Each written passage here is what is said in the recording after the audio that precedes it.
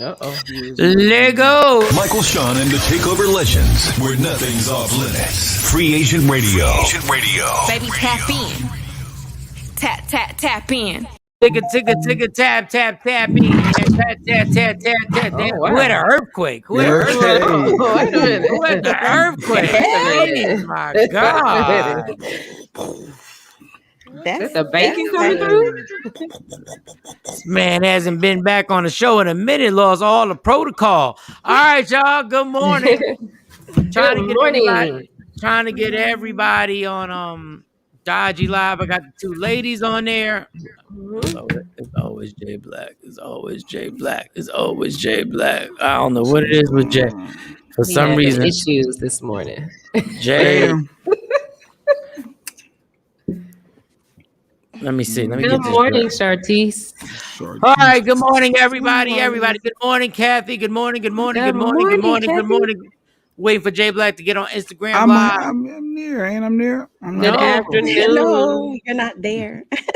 Mary J. I had to send another invite. Another invite. I'm gonna leave and come back in. Sometimes you gotta do this. Sometimes you just gotta leave a room and then come back. All right. Well, we'll start out with Mo. Sexy Mo, good morning. How was Good morning. What is today? Today's not Finer Fridays. It's Monday. Today's Monday. Yes, but I did spend a weekend at a leadership conference, which was amazing.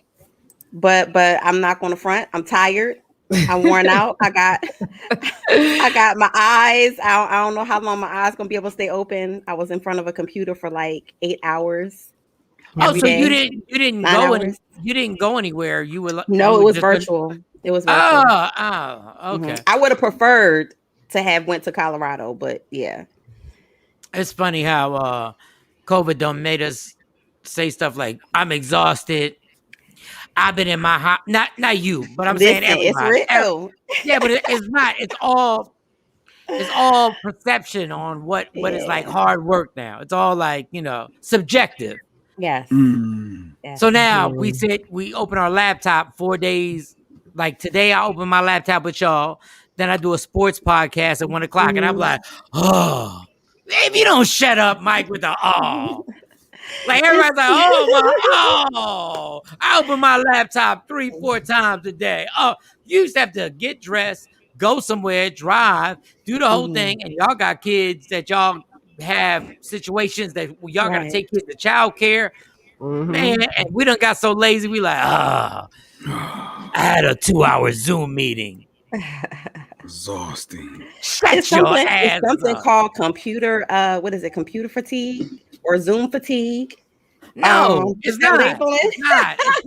It's not. It's some shit that we make up. We make this stuff up, y'all. Like computer fatigue. No, it's not. Because once we get off, we get back on our little cell phone computer.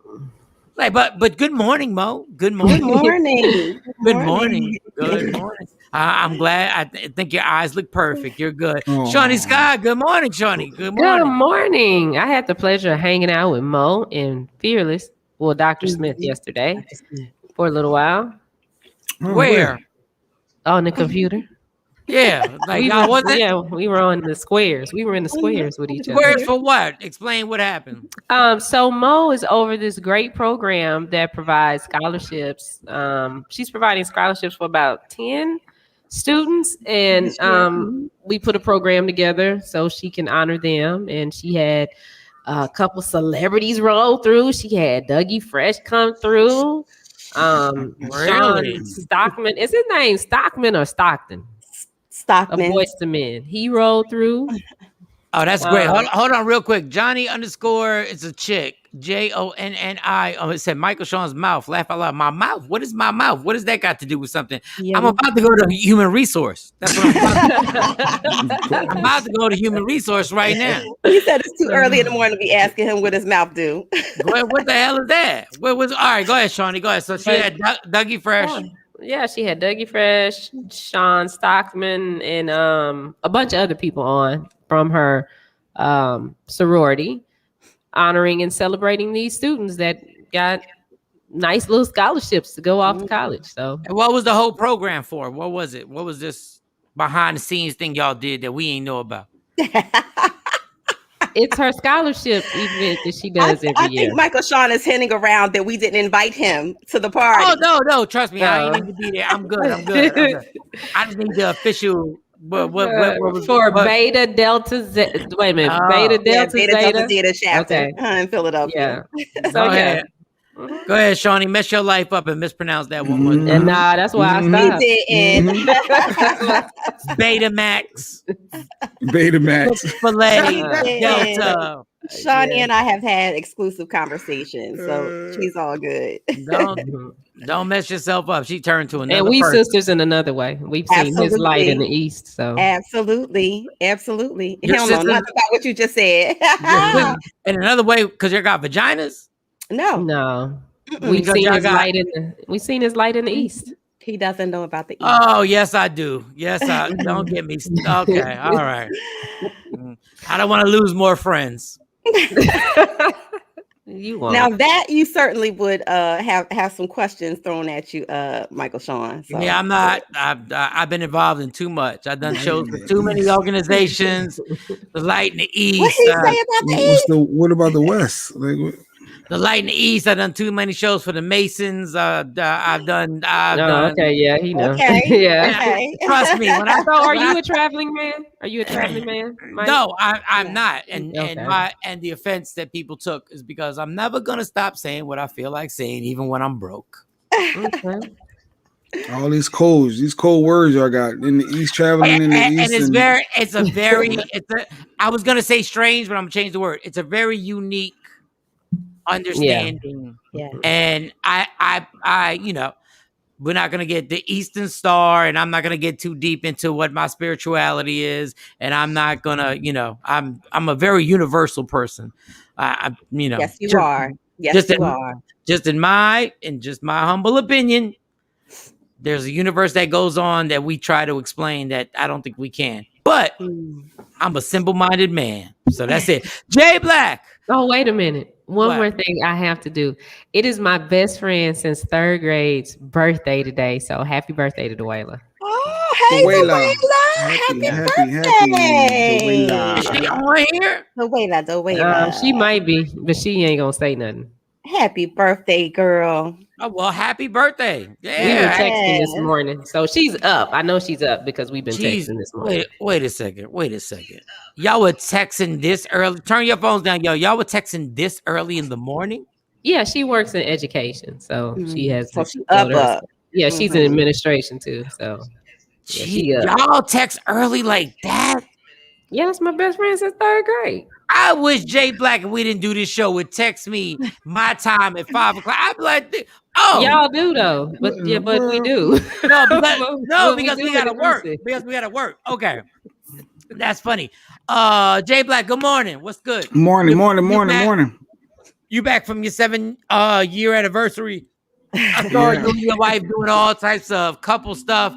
Y'all was taking pictures. Y'all were taking pictures of each other eating food. Shut up. So stupid. I've never seen Jay Black like in that soft side. Oh, he was wide open. He was wide open. I was like, ooh. Stupid dummies. I've never seen you like really, really bae loving in public. Like, the whole public thing. This is my bae. Let me feed you some food. Boo. You hungry? Uh-huh.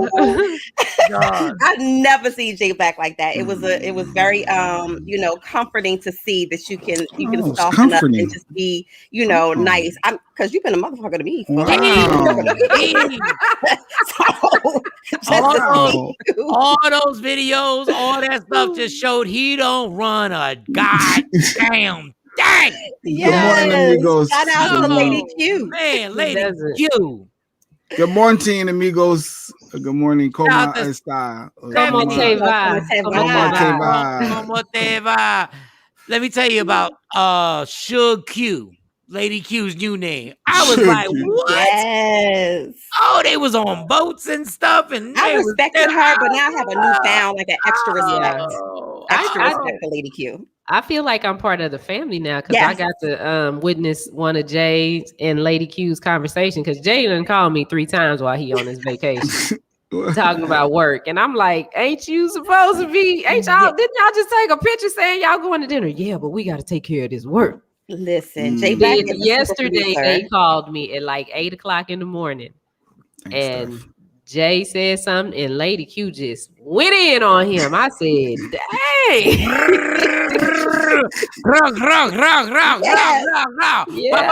Q is running it. She's running it. Now Jay was like, okay, and she was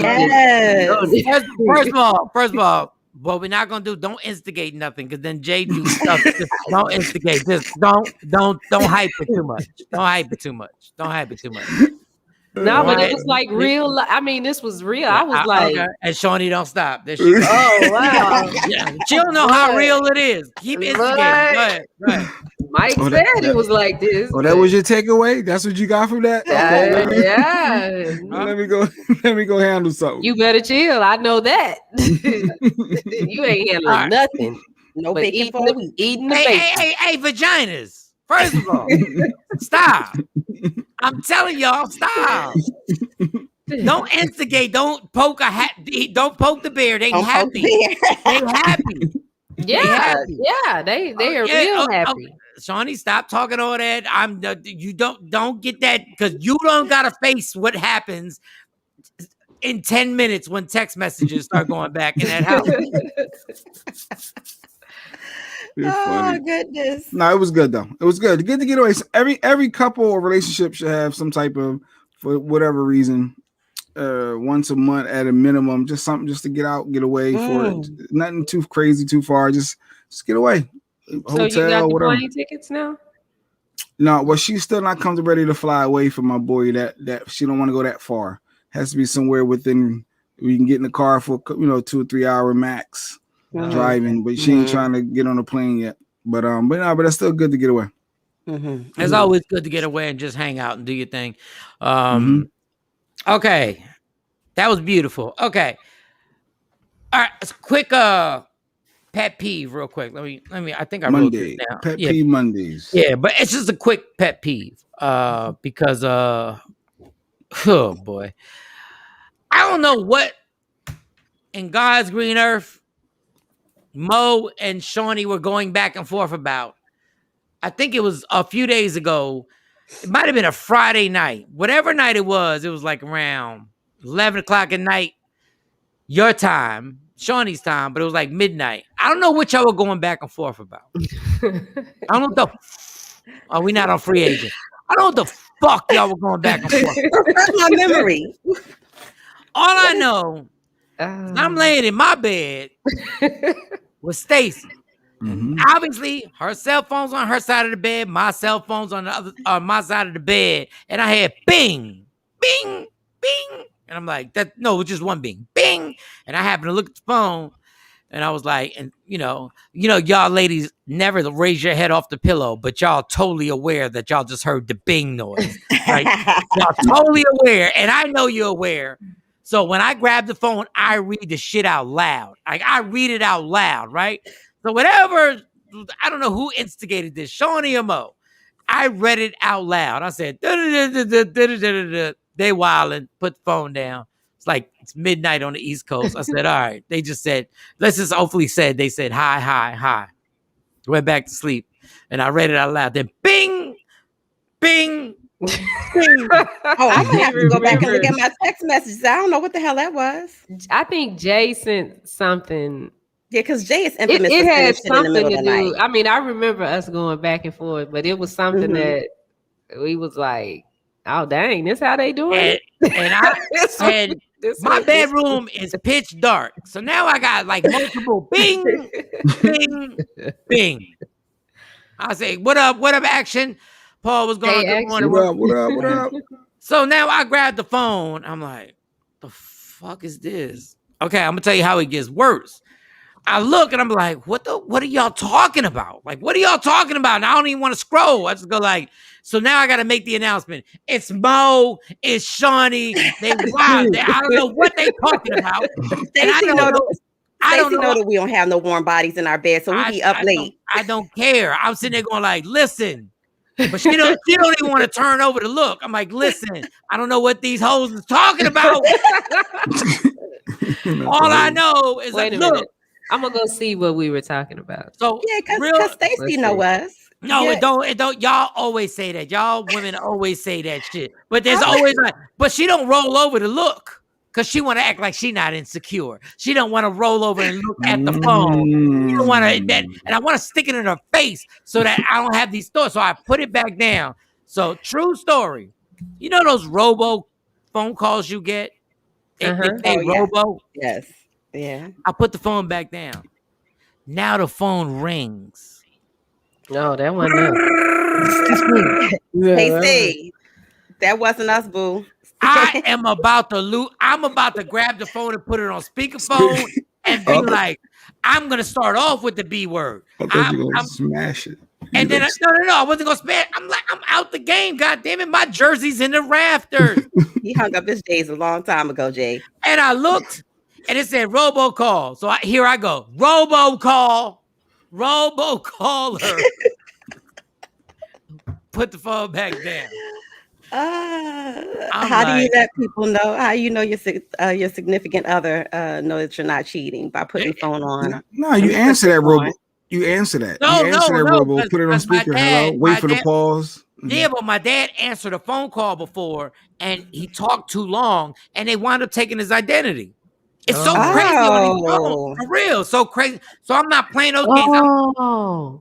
Yeah, it was Monica and Shannon getting a divorce. That's what we were talking about. Okay, because he done got so fat. Yeah, unbelievable. So now I got 3 bing, bing, bing, and I got an actual bring, bring, bring. I'm like, yo, y'all are killing me, right? Like, so I don't answer the phone. I put it back down, and y'all going back and forth. And that's when I couldn't take it no more. I took it off the charger. I put the cell phone in between my pillow and her pillow, and I laid it right there. I said, girl, whatever rings after this, you just roll over. She was like, and she was sitting there going like, I didn't even roll. I'm like, I don't know why. You know, Stacey always gets that whole little, like, I don't even know why. Because I'm outward with my passion. Her passion is real subtle, and it can't really just come out. You really can't say that your ass can't sleep right now because my phone is binged 3 times. Admit that you can't sleep right now. Okay, I just sent you a request. Oh. Good morning, Jacqueline. Yeah, but that was the thing. Shannon's picture. So I had to put the phone in between. I put the phone like in between the pillows because I don't want these problems because I don't want no argument to start off and get the whole. But I was like, what are they? I didn't even read that thing about Shannon Brown.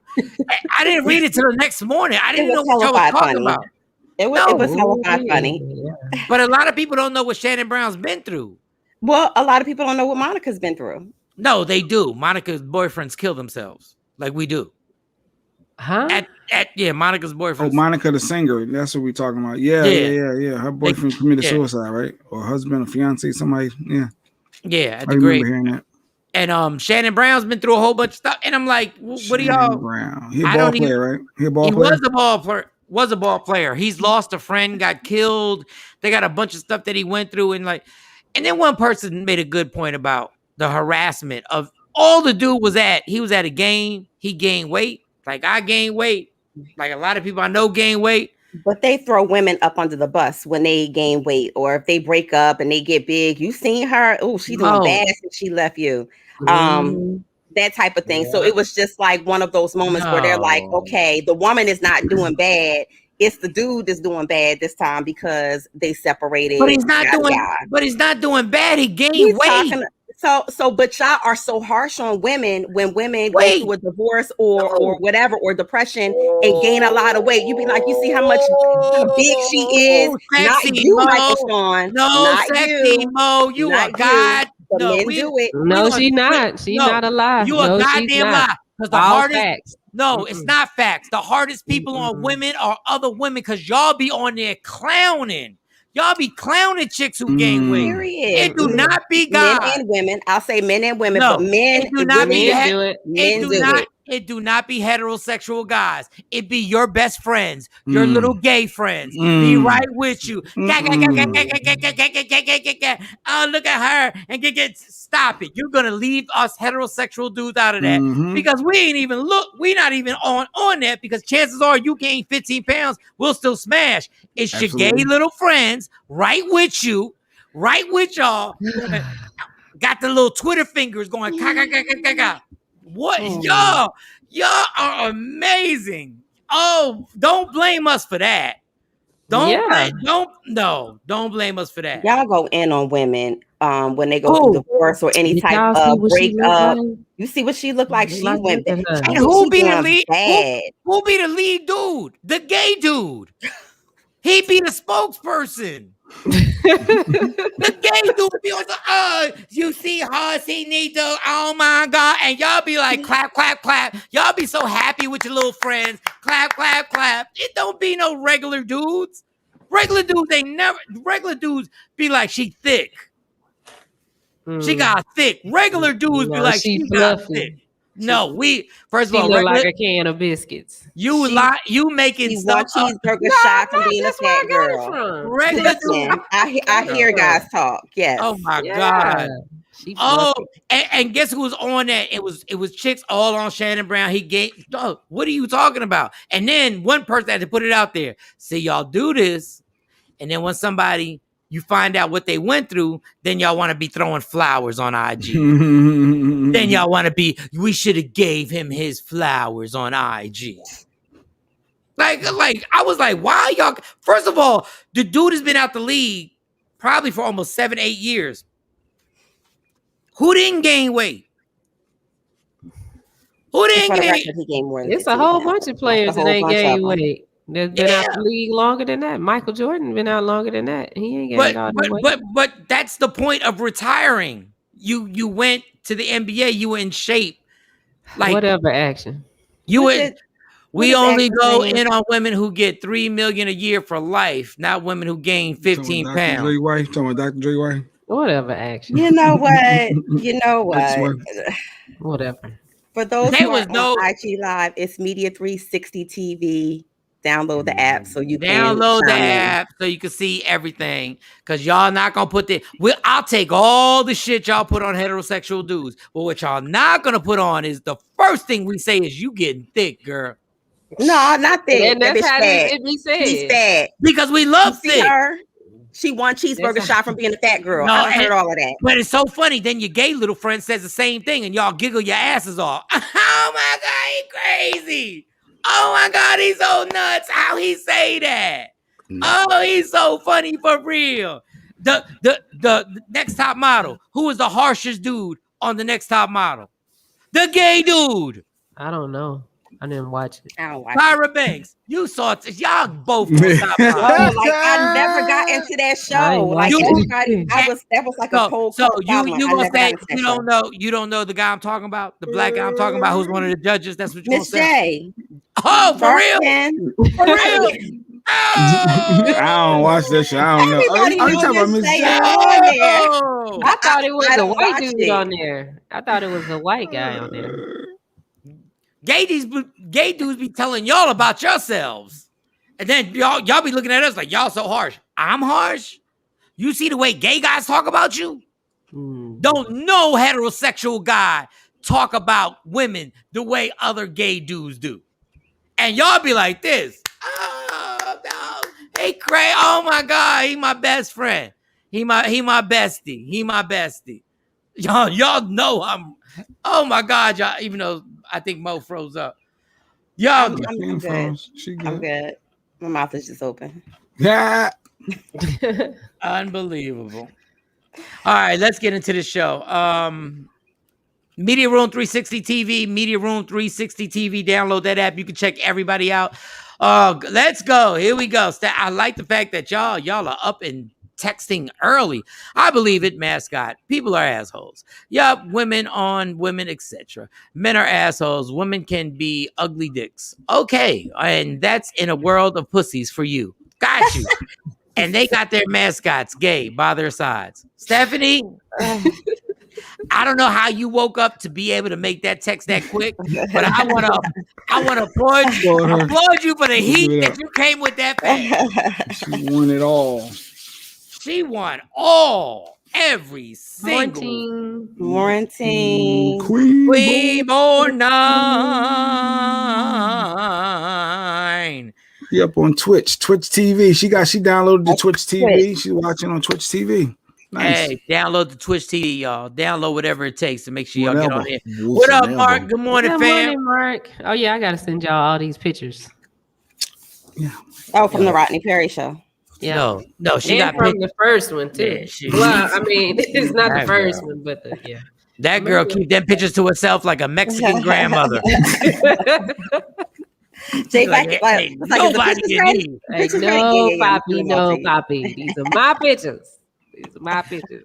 All right, so let's see. Shout out to Clark University. Clark, I can call it university, right? Clark University. No, it's Clark Atlanta University. Mm-hmm. Oh, Clark Atlanta. Y'all be so particular. CAU. But the funny thing is that we shorten every other word, but just don't say Clark University. Clark Atlanta University claims, for what we saw on Instagram, they've canceled account balances for all students from 2020 to 2021. And I would like to say it's about time somebody's done this. And the biggest, when I say fraud, I do not mean that it's not important to go to college and get an education. So I don't mean fraud in that way. Mm-hmm. I mean fraud on how y'all get away with charging people the amount of money y'all charge, and the fact that y'all work with these banks to get these student loans, and the damn setup that y'all have. So Clark, we applaud you for canceling account balances for 2020 and 2021 school year. I don't think that means your whole student loan is gone. I just think there's 1 year.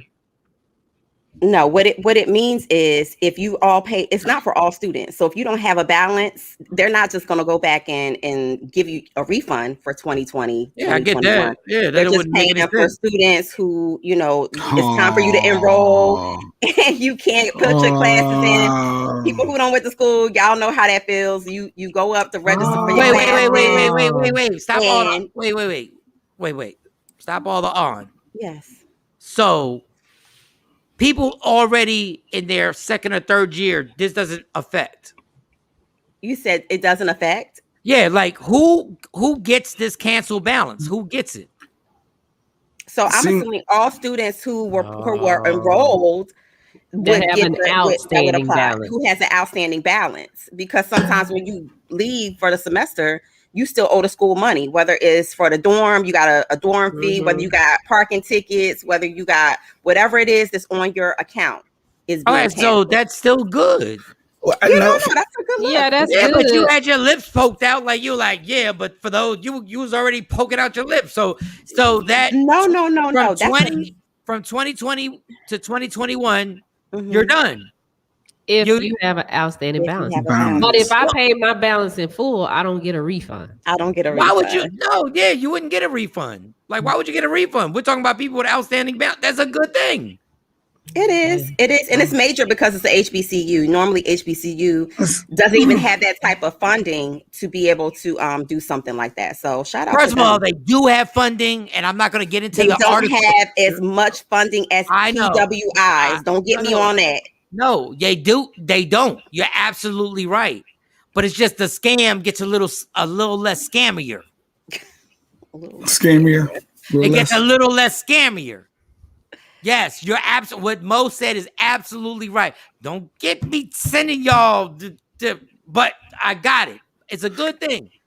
So just to clarify, so for 2020 and 2021, those debts are canceled. Are they forgiven to where they don't owe it ever again? It is just for that school year. So if I went in 2019 and had a balance, I don't qualify. It's only for 2020 and 2021 because of the emotional roller coaster of the pandemic. So, and if I was a slacker and didn't pay my bills, I won. But if I paid my bills on time, I didn't reap the benefits. But no, you didn't win. This is where y'all scammers get. Trust me. This is where y'all scammers get. Trust me, their numbers are precise. It's from 2020, 2021. Yes. Just because you paid late, if you paid a year that you haven't paid for, they're not going to put it on here and be like, it's all gone. The only thing that's going to get taken care of is those 12 months. That's it. And you wouldn't have a bill from 2019 anyway, Jay Black, and be able to be a registered student in 2020 or 2021. You can't even put in your classes if you have a bill. You have to have that settled up before you can before the next classes. Okay. So no payment plan. Isn't there? I'm not being funny, y'all. I'm not being funny about. I'm not this college thing. Ain't. I'm not being funny. Isn't there a D word? There's something that you had to qualify. It's and I just know this from somebody having kids, and they qualify. But you're right. Everything you just said is absolutely right. Like you can't even walk on the campus. You can't do nothing. But there was something. What is a deferred payment plan? It was a deferred payment plan, but it was like to the next level. There was something else you had to qualify for. I don't know if your mom had to kill your dad. I don't know. There was something. Maybe if you qualify for a Pell Grant in Pennsylvania or there's a Pell Grant, and there was something else, but I wasn't paying attention because it wasn't my kid. It wasn't my kid. So the moral is just don't pay your bills on time, and you may get. Oh no! Don't do that. No, don't do that in college. Don't do that because a lot of universities will drop you from your roster in week 2, and you can't even go back into class even if you pay the bill. Like you're dropped. So yeah, that's it's really hard on students. All right, here goes Stephanie. Read the fine print. It's good. Hey, the way this virus is going, the numbers are climbing up. Yes, again. Some states are going to shut down again.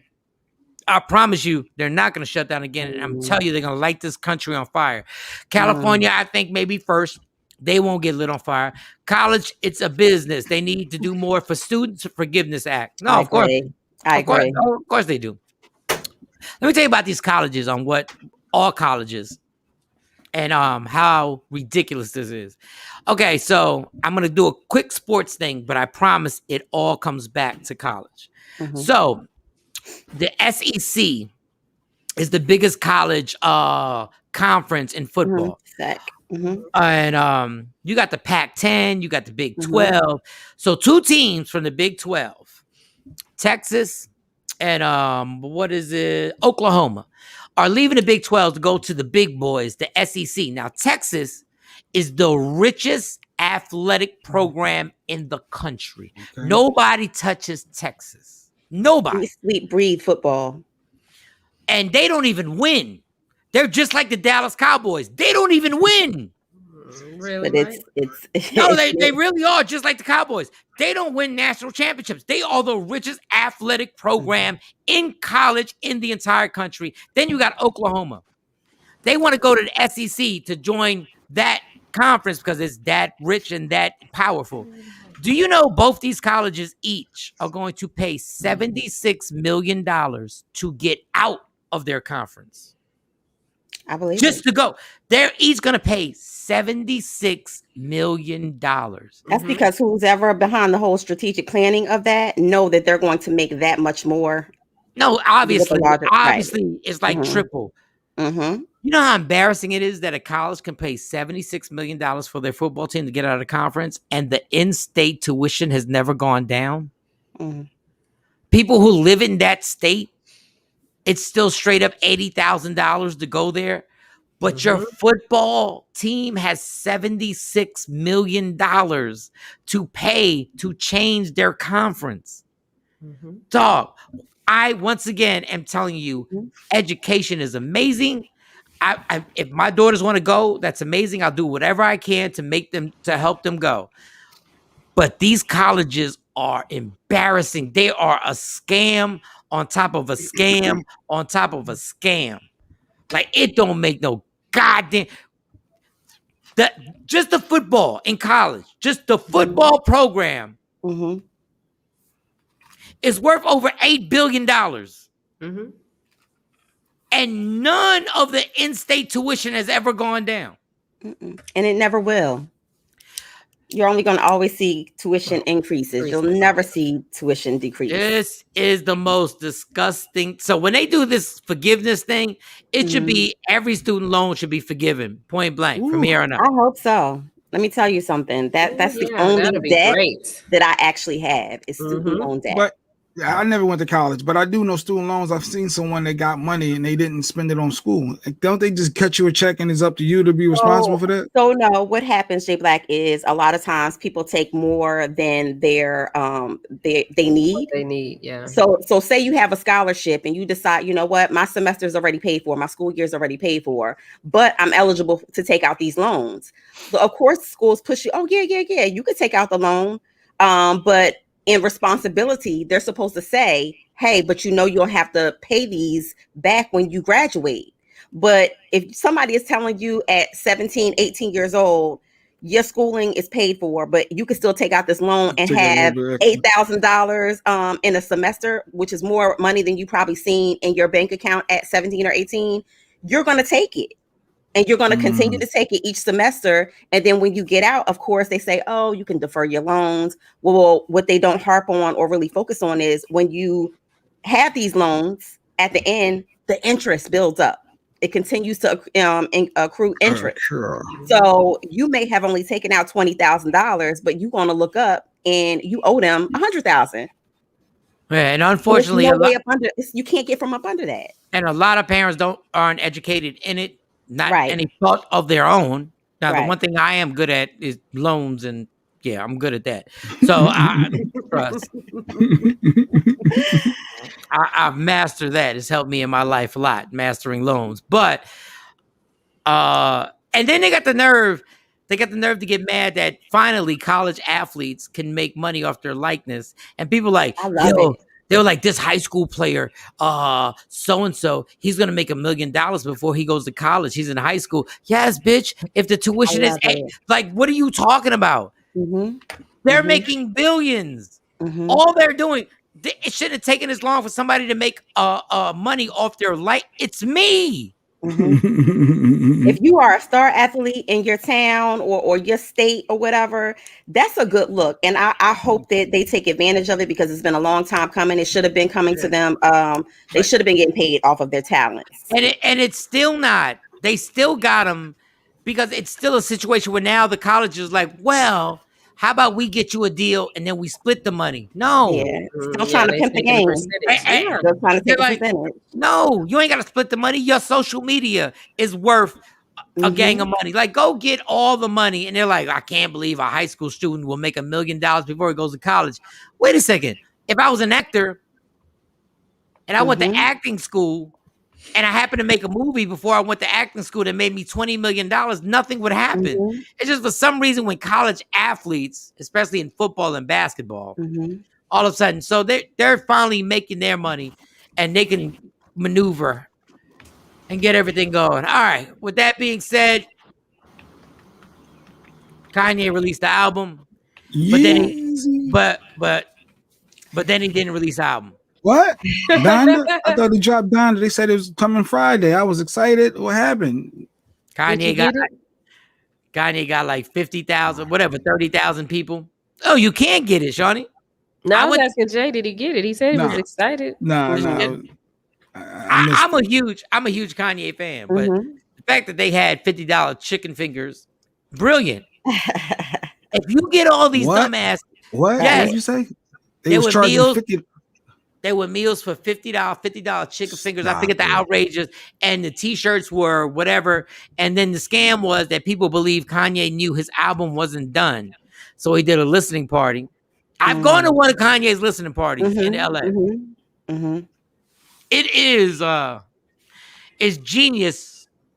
But if you think colleges are scams on how to like, I remember people buying beers for like $10, $15, but they're like 30,000 people, whatever. And all he did was walk out on the floor and they played his music. And all these people paid to get in there. Only so that he could hear the complaints and then say the album is not ready. I do not want my fans to get an album that is not ready. But then all the engineers were checking in and on social media, they were like, Kanye, some of these songs weren't even mixed. Some of these songs didn't even have the final mix to it. And people were like, it was just super loud. Now, he did play Jay-Z. Jay-Z has a verse. Yes. He has a long verse on there. So, hey, the Billionaire Brothers are back at it. Good morning, Mopar. Good morning, Mopar. So then, the story is, it was at the Mercedes-Benz arena. So now Kanye is living there. This is great night. This is amazing, y'all. If y'all think, the Kardashians' mom, what's her name? Kris Jenner, y'all give her so much credit. She ain't got nothing. Kanye is now living at the stadium until he finishes the album. Now tell me how great this soap opera is. How do we even know this place had a music studio? We just thought it was an arena. Now he's living there. He's living there until the album is done and it has been pushed back. God. I mean, but that's what a listening party is, to get the critique, get the feedback and the critique. They don't perform at it. You just go and watch them listen to the music. But you never do a listening party when the album ain't done. When it's not out, I think like R. Kelly's done that a couple times. But you know what? This is a marketing genius if you think about it, because that means that the stuff that y'all say is trash or y'all not feeling it, I'm not putting that on my album. I am a Kanye West fan. This is the biggest scam ever, and y'all need to wake the hell up and stop going and following this dude to do this nonsense where he literally just sits there and does nothing. Like, he has a mask over his face. I didn't understand the mask. I was waiting to ask you about that. What was the purpose? What was the purpose of the stocking cap? Full mask. It was a Michael Jackson thing. I don't want to be seen. Like, he's been out in public a lot lately with the mask and the big coats in the middle of the winter, promoting, and he was selling his jackets. People, listen, promoting the Gap line. He has a line with Gap, collaboration with Gap. Those jackets were like $200 without the zipper. Why are y'all so stupid? Why do y'all get mad at him? Why do y'all get mad at him? Because y'all stupid. Because y'all just want to be part of the herd and wear the hip hop uniform. I was literally. Wait, did you catch? She said it was selling coats with no zippers. Yes, that's him. They sold out. So if I'm cold, so just for show, and not even for dog. It's fashion. It's fashion. It's fashion. But it's cold outside. Kanye West went to France and went to Paris, and he realized what these white designers really do. They feed you bullshit and they promote it. And Kanye was like, if you feed somebody bullshit and you put a high price on it, our insecurities make us feel like I need to have that. Now, one of those ugly ass Yeezy slides. I'm at the 7-Eleven. And I look down and I'm like, the dude who nothing that he has on tells me that he should have those Yeezys on. The only thing clean he had on was the damn Yeezys. Oh, Lord. Maybe he got them from Walmart before they stopped selling them. I don't, you might be totally right, but I know he kept them joints clean. Kanye is iconic. He is an amazing artist. You people are stupid dummies. You're all stupid. Everybody, including the homie Head Crack. I love Head Crack. The Morning Hustle. Head Crack is real, and I got love for him. All you radio personalities are stupid dummies who supported this pimpation. Like, dog, this is great. Y'all went to go see a guy walk around a stadium floor. But that's a listening party, though, right? No, but that's my point. Who pays for a listening party, Shawnee? Well, they said that everybody didn't pay. They said that everybody didn't pay, that, that of course it was a limited amount of seats. They didn't fill the whole arena for it, but they say that some of the seats were given away to some college students. If you're on Media Room 360 TV, nonsense. That's a cute code. It's cold outside. You need a coat because it's cold, right? That's the purpose of a coat. And not to be able to zip it up is just so odd. I'm now confused. you got to wear something under it to keep you warm because this dumbass done made a coat that y'all dumbasses done bought that don't have a zipper. It's cute though. I mean, it's fashion. Like we wear coats as accessories. You have a chest cold. Yeah, you want to have a chest cold in Texas? No. Oh, really, Shawnee? You won't? Oh, you won't? Oh, did you see what last winter was? Well, when we had the winter storm, of course, you had to have a coat. Yeah, you gonna wear that? I don't have a coat, and that's what always gets me in the winter because I don't own a coat. No. Last winter was a rough winter out here. And wearing that nonsense, the fact that you spent $250 for that dumbass nonsense. It looked like he just snatched it off the assembly line. It looked like he said, you know what, I want to wear this now. I snatched it off.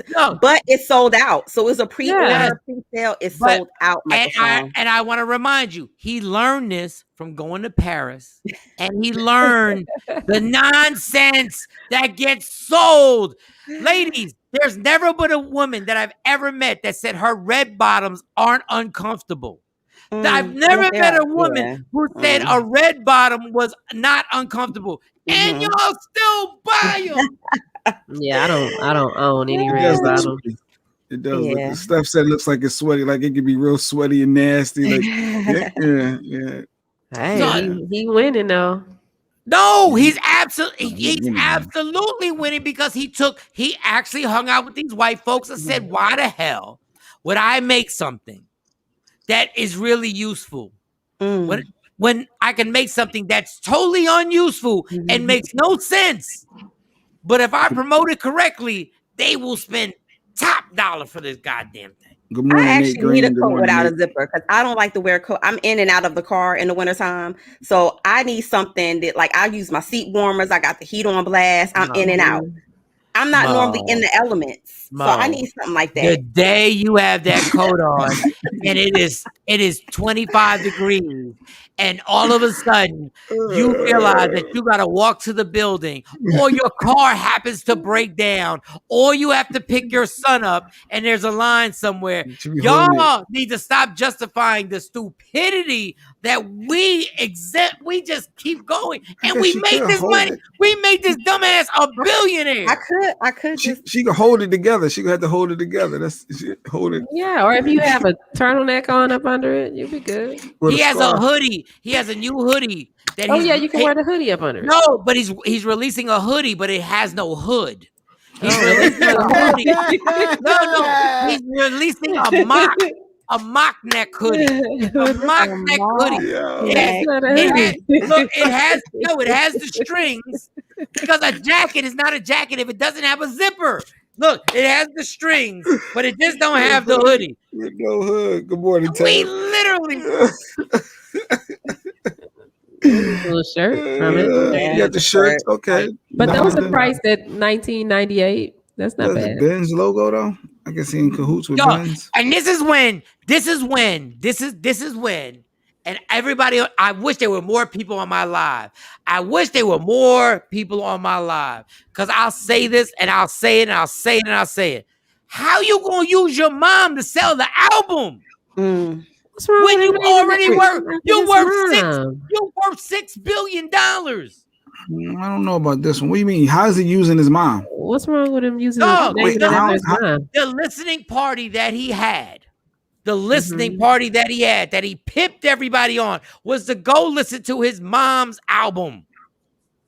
He's doing it in her honor, her name, and her likeness. It should be free. Why? His work is his work. That's his craft. What do you mean? No, if I'm 6 billion deep, I'm not using my mom to make money on a damn album. I'm not putting Christine on an album. I don't think he's using his mom. But go ahead. Really? I'm gonna hear you. Really? No, I don't think he's using him and his mom was tight. Like she did the book. So put the album out. Put the album out and say, this is going to be free. This is something I want everybody to hear. This dude is pimping people for millions of dollars on a listening party to an album that has his mom's name on it. So what's wrong with him naming it after his mom? No. Obviously, y'all really lost. The point of this is that this is not about his mom. He's using this as a marketing ploy to make money. And I don't have a problem with that until the marketing ploy is using your mom's name on the album. So you're saying to get sympathy. He wants people to have sympathy for him by using his mom's name. Yes. So, he's still hurting. He misses mom. And so buy the album because it's in her name. But he's gonna go back and make the album right. It's Kanye. Kanye doesn't need to do any of this. He's a billionaire, Mike, as you said. He's using all of this.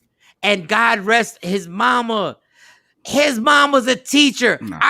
I'm sitting there going like, you're really going to sell $50 chicken nuggets and $150 food prices,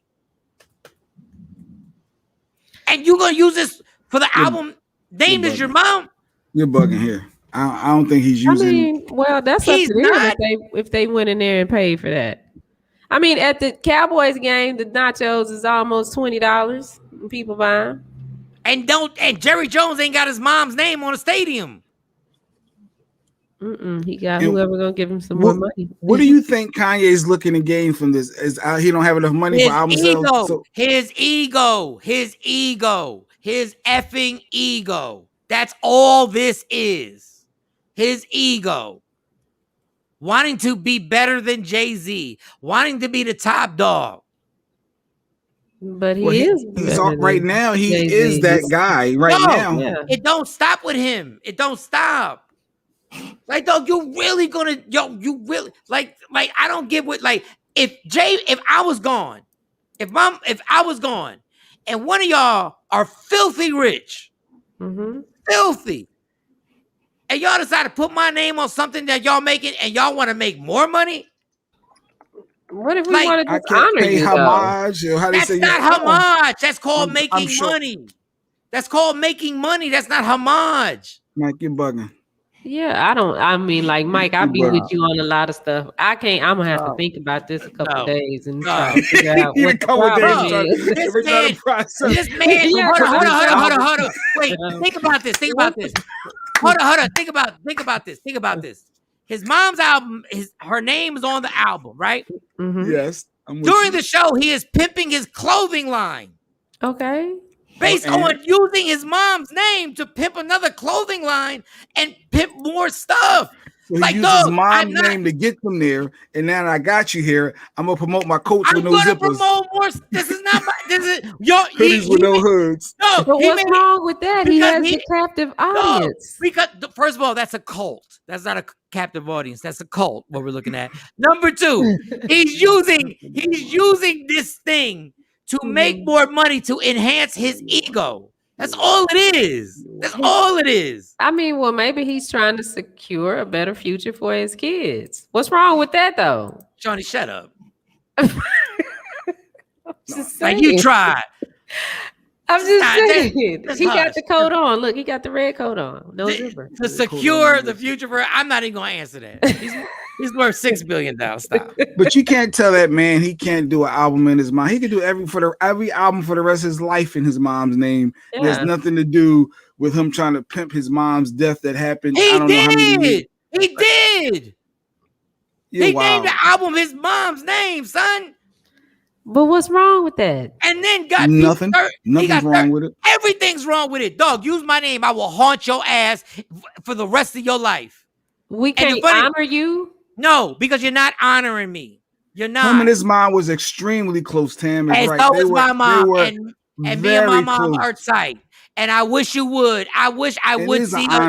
I wish Jay Black would ever try some nonsense like that, and we are filthy rich, and he talking about we gonna charge $50 for the chicken McNuggets, and then we gonna charge. I'm like, dog, no, we not.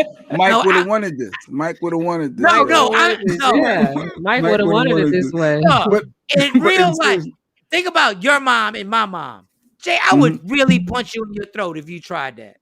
I really would like. We gonna put It's one thing if Kanye is at the bottom of the barrel and trying to come up. I respect that. I actually respect that more. How Frankie's son, Frankie that passed with Keisha Cole's mom. I see the son. He out there.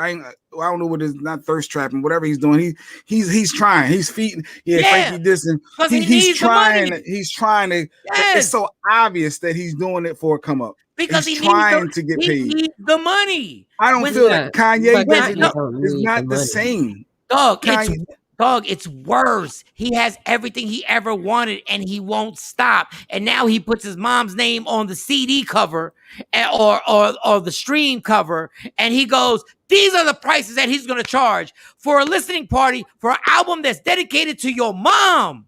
And you think he's getting all those proceeds? It's not the stadium getting their money back. It's not the employees getting paid. This is optional. You don't have to buy that food. But these are the prices. Any outdoor entertainment is going to be more money. We know that. The airplane try to charge you $3 for a little small bottle of water. Do you know how I know he's getting all the money? Because he's now living in the same stadium until the album is done. But what about the people that had to work the concession stand? Yes, they get paid from the stadium. Mm-hmm. And then stadium got to have the bills on. They charged $40 for a hot dog. And you could have said no thanks. Oh, they charge $45 for cookies and brownies. For vegetarian cookies and brownies.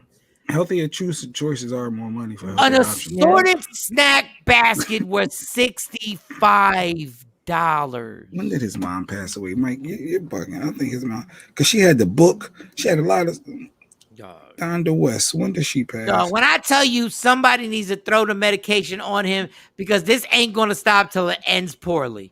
But I mean, if he can do it and people will pay it, why are we upset with him for doing it? So keep your mom's name off the hoisms. Stop pimping people and put your mom's name as a part of it. If you respect her, I'm not putting my mom's name on something when I know it's a hustle. I'm not putting my mom's name, dead or alive. I'm never put my mom's name. And that's to you and how you move and operate. And that's He's why honoring his mom in his way, the way he wants to do it. That's why I'm talking, because that's how I would have done it. And that's why I'm saying you're bugging, because he can do that. And he's not pimping his mom. I'm sure he's not feeling like I'm pimping my mom. There's no way he's so why did he name that album? Why did he put her name on it? Why did he put her name on it? Because he loves his mom. He's doing it out of love and respect. He can do every album he wants for the rest of his life. Put the menu back up. Put the menu back up. The menu ain't got nothing to do with him. It has everything to do with it. We're doing an album under his mom's name. And he's not going on to tour every stadium. We're going to do this at every stadium. And he could if he wanted to. This is not. You know what? In honor of my mom, I want y'all to come to the listening party. It's free. I'm $6 billion deep. The food is free. Oh, now you're trying to count his money and make him pick how he want to choose to spend his money. Now we doing. You can't do that. Because if you don't want to deal with the fact that he pimped it, he pimped it. What about the Rolling Loud concert that charges outrageous as well? Put Samra's comment up there. Put Samra's comment up there. No, the next one, this one. Naked Man. That is an improv. It's some water. Absolutely. Exactly. That's what I'm saying. Why was y'all ordering water at the Mike show? Y'all was at my college, y'all ordering water. God damn it. In the honor of me, y'all should have been ordering drink. Oh, Lord. In my honor, y'all should have been ordering drink. But you don't think if his mom was alive, like she would co-sign? He would be, in my opinion, he wouldn't be doing none of it. If you read up on her and what she was about as a teacher and the stuff that she was doing, I don't believe, but I don't want to get too far into that because it's none of my business when it comes to that. He knows his mom more than me. I just think it's ridiculous. Yeah, you bugging. You lost this one. No, Mike. I'm not. I didn't lose anything. It's the honest truth. You lost this one. Kanye can do it as he please. Donda West is the album. Hashtag Donda. I did not say. But see, you seem like you're confusing. You're confused. Yes, he's $6 billion deep, and he's using this situation to market and sell and use people to get their money. God bless him. He can drop an album at 1 a.m. on next Friday and nobody knew about it. So why did he do it? Sell out. Boom. So, exactly. So why did he do it? He can do whatever he pleases. So why? So that's the point. Why did he not do that? He's bringing more awareness to. No, he wanted to make awareness, motherfucker. He wanted to make more money. I'm showing love to his. He's showing love to his mom. What? He got all the old audio clips. He got her throughout the album. It really could be about him and his. He's like I say, he still ain't been right. Well, everyone said that since he lost his mom, Kanye ain't been the same. Stephanie, he has an ego way big. That's sad because you push people to believe you're the real deal. Comparing geniuses for years, and even jump in bed with Trump clan. Yeah, we're not even gonna bring that up right now. That pic is a reflection of how small he is to this world. Listen, regardless, you like it or not, he is trying. I see you, Mike. You make a point. It's vain and sick. Well, on the flip side, Jay-Z did the same with his mom being a lesbian. She's alive, and he ran the song by her. So let's make that totally different. He ran the song by her. You don't think he did not get their money? Him and his mom talked about this, and it was a way of him explaining his childhood and what went on and having his mom be free. Mike, you do have a point. Thank you, What's Dave. His point, David? Dave, what's his Dave point? always agreeing with Mike. Always. Mike can say it's purple, the sky purple, and Dave was No, like, right, Mike. It was one of the worst displays. But once again, I realized that Kanye's mastered this from hanging with the white folks. It was one of the worst displays. It's like when the Super Bowl comes and we're killing people in another country, and the Super Bowl comes and they have Whitney sing the national anthem and the jets fly. Yeah. And then we find out that it's a horrible war and that we're killing kids. It's you putting your mom there, not because you need the money, because obviously you don't. It's because your ego needs to be fed. And you need another angle on how to make that much money on a listening party. And you know you can do it again because everybody out here right now is nothing but a herd of sheep. And they will go out there and buy a jacket with no zipper. And they will go out there and spend $50 on a chicken nugget. And they will go out there and he will still milk it. I don't care. That's fine. This is my opinion. I just can't put my mom's name associated to it because I know I'm hustling y'all. That's my only point. I know I'm hustling y'all. So there's one level of the hustle I can't take part in. I can't put that name in it. I can do everything else. I agree with everything else he did. Go take their money. Take these dumbasses' money. And the Rolling Loud tour, people keep bringing that up. Well, they had outrageous prices. Y'all dumbasses keep paying it. Go ahead. Y'all do it. My whole objection is if something is close to your heart, I'm not using that as marketing. And y'all can't tell me that her name on that album isn't a marketing tool. Because if it wasn't, it wouldn't be the name of the album. And didn't he receive a Kanye Day from Atlanta? This Tam again. From Atlanta. And Tam, it was one water you bought. You act like you bought a lot of waters at my conference. $4.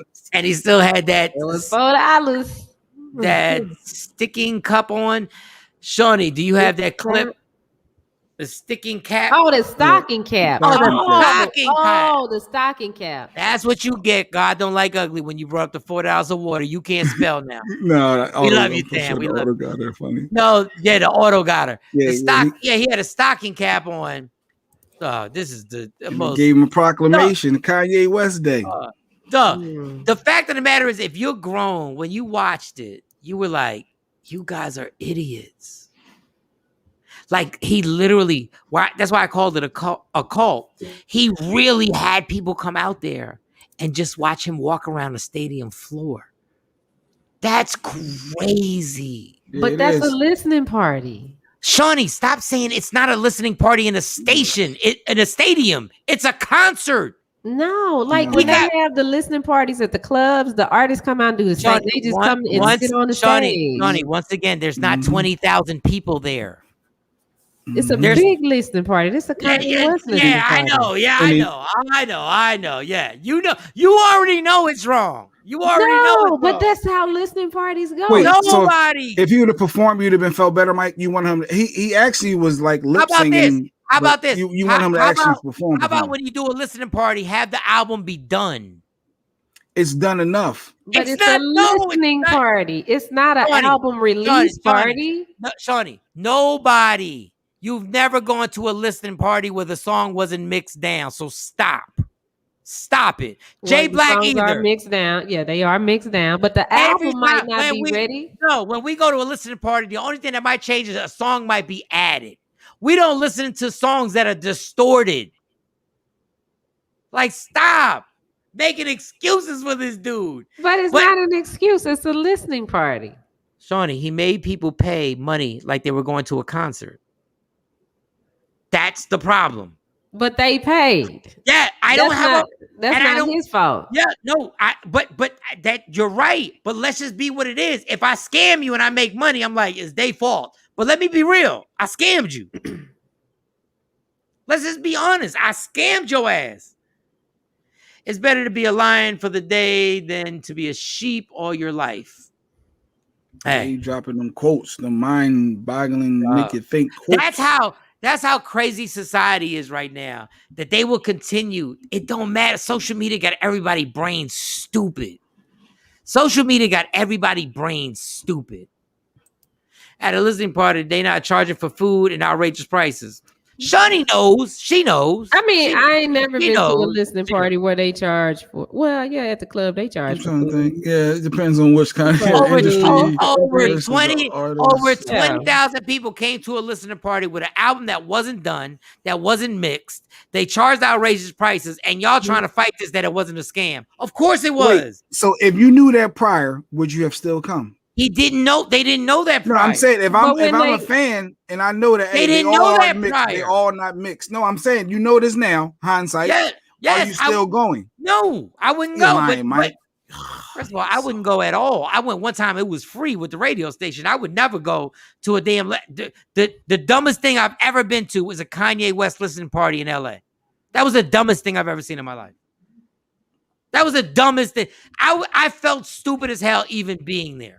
To say you're not going to go though, knowing that all the records ain't mixed, it's still rough. No, why would I listen to something? You still want to go. You want to hear it. You still want to get. You want to know what you can get a real good vibe. You know what it is. No, I don't. An unmixed record. You get what it is. And you wants me to pay to get in, and he wants me to pay.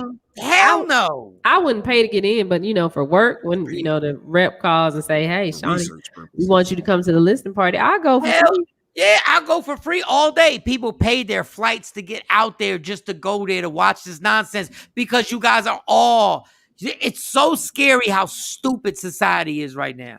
But maybe he wanted his fans to be a part of the process of the album because it is a listening party. It's not an album release. If that was the case, he wouldn't have admitted it after everybody called him out on it. That's when he admitted to it. When everybody started going, it's just I have Sam on that water, and I was about to get water, drinking food. However, it was not Kanye prices. Yes, it was not Kanye prices. So you stop with that $4. 70, man, Mike, you should do We the Worst record skit. I should on making an outfit that makes no sense and delicate. It is to your dedicated to your. That's not dedicated. But that's not dedicated. But that's we know what she meant. Y'all gotta. If y'all want to write a paragraph, y'all gotta read it once. She's typing a lot. She at work. Sick, but people do. Kanye is out of his mind, and people love and thrive off the look of mental illness and mental illness. It's sick. He covered his face if he's not there and invisible. They did the shit at the stadium because people will be there, period. Dog, it's a hustle. It's a hustle. And I'm not going to sit here and not address the hustle. I'm not saying the guy is going to end poorly. That's all I'm saying. Why do you say that? I don't think so. Because the breakdown is going to be crazy. But we'll just go from here. And I wish him the best. But I'm not going to sit here and not critique the scam that was that listening party. That was a scam. And the fact is, you don't stop. Your ego is so effing inflated that God has given you the opportunity to be 6 billion deep. And you're still whoring everybody. Everybody. He has the money to pay for the stadium and food if he wanted. They would have made it a listening party. It was a profit party. That's all it was for a guy who's got $6 billion. But why are we mad? Why are we mad at him for making money? That's what I mean, because that's what they do in the entertainment industry. But at least provide the product. Provide the product. That's all I ask. Charge all you want. Provide the product. Being around the industry, listening parties for people they that won't been in the pay game. for alcohol at the comedy club that you went to at the Addison Improv. Do you really think he's gonna pay for a listening party? Jay won't pay for a goddamn thing. Jay would not have paid, and Jay would have brought food to Kanye West's listening party. Yeah, I would have put it in my purse. He would have brought liquor in his pocket and the whole nine.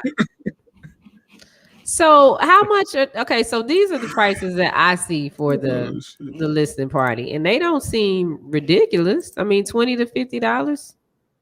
That was for his general admission. Then he had floor seats. I'm not, dog. The whole point is that you scam these people into going to listen to something that wasn't even done, and you had them go to the stadium 20,000 deep for something that wasn't done. It wasn't even finished. Got parking lot got the parking lot fees too. Parking lot fees. Well, they made that. Well, that's not on him though. The parking lot. The stadium. It's the same thing with the food court, the concession stands, and all that. Yeah, usually the concession stand is nonprofit organizations. I promise you, he has something to do with those prices. I promise you, he paid for that. The reason why he's able to live in that stadium right now, which this is what he's doing, is because he bought that whole thing out and said, I'm making an entire profit off of this. Ain't no stadium letting you live there. He's living there till he's done the album. Jay Black doing right by sneaking food and drink. Don't encourage that nonsense, Dave. I would put it in my purse, that big Kevin Kirky purse. He's embarrassing, Dave. Even if I would have told him the food was free and the drinks are free, he still sneaks it in. It's embarrassing. Mike said, I got the drinks. I got the drinks, and he snuck it in anyway. You gotta waste your money. It wasn't embarrassing to see him leaving it there. Hold up. He said, you ain't got to waste your money. Jay, I'm not wasting my money. It's my night. I'm gonna find out one day that Jay Black came to my house for a game night and snuck in liquor. I swear. And snuck in food. What was that last comment real quick? And then we can take a quick break. His mama needs to come back from heaven and tell him that old Chicago way, your ass down somewhere. You doing too much. I listen, and I don't know. I when I do dirt all by my lonely. I don't ever include nobody in my dirt. So if I'm scamming and I'm trying to make a super profit, Mike, listen, at the next comedy show, we're going to do a We the Worst mixtape party. I'm going to bring the green screen and take space pictures at $1,500. And I'm with you. I'm down. Yeah, comedians do that sometimes. They come to to their performance with unfinished material to try on the audience and say, that's an action scene. Dion Cole is notorious. I got these jokes I need to try on y'all. That's what every comedian says. Yeah, so let me tell you. Let me pull the thanks, curtain. Tim. Pull the curtain. All right. When they say that, it's because if the joke don't work, they got to bail out. That's all I'm saying. Okay. Trust me. Look behind the Iron Curtain with Mike Shawn. The joke and like Dion Coles is amazing. But trust me, he worked those jokes out at different clubs, and now he's still gonna work them out. But he's like, you know what? Let me do it. And let's remember, Dion Coles also made a whole Netflix special based on building the Netflix special, which was genius. Yeah, which was genius. But he told you before. Hey, yeah, he did. You're right. These ain't done. So y'all can walk out now. I told y'all I got the picture of Jay Black drink at the Kathy. No, you don't. Kathy, why? Oh yeah, you know what? I think she sent it to me, but I haven't opened it yet. Yo, what is you with the pictures? I got a pet peeve. Shawnee, what is it? Why do you not want to share the pictures with us? I forgot to go look in the way she sent it. I forgot. Tam said she got my $4 bottle of water. We go out again. Thanks, Tam. Exactly. Because I might be able to prices. pull it up here because I think Shorty really she's really possessive over pictures. Yeah, she don't never share. I ain't send y'all pictures. I ain't even gonna ask. That's why when I heard you having all issue with the other one, I don't even be asking. Like, sorry, Mark. At some point, we'll see him. Stephanie, they look nice too. Shut up, Shorty. The stadium pimped him out. It's an arrangement. Kanye and these guys made it all. They came together for parking and food. Get every coin as possible. Listen, I'm not mad. I'm not even mad at my whole point is like it gets too far when you start adding certain people's names to the scam. Do the scam. I'm with it. Say that man's mother is a scam. You ain't get my money. No, I did. First of all, don't say stuff like that because then it gets misquoted. That's not what I said. I said you use the name and then it's involved in this scam. And y'all know it is. Y'all know it is.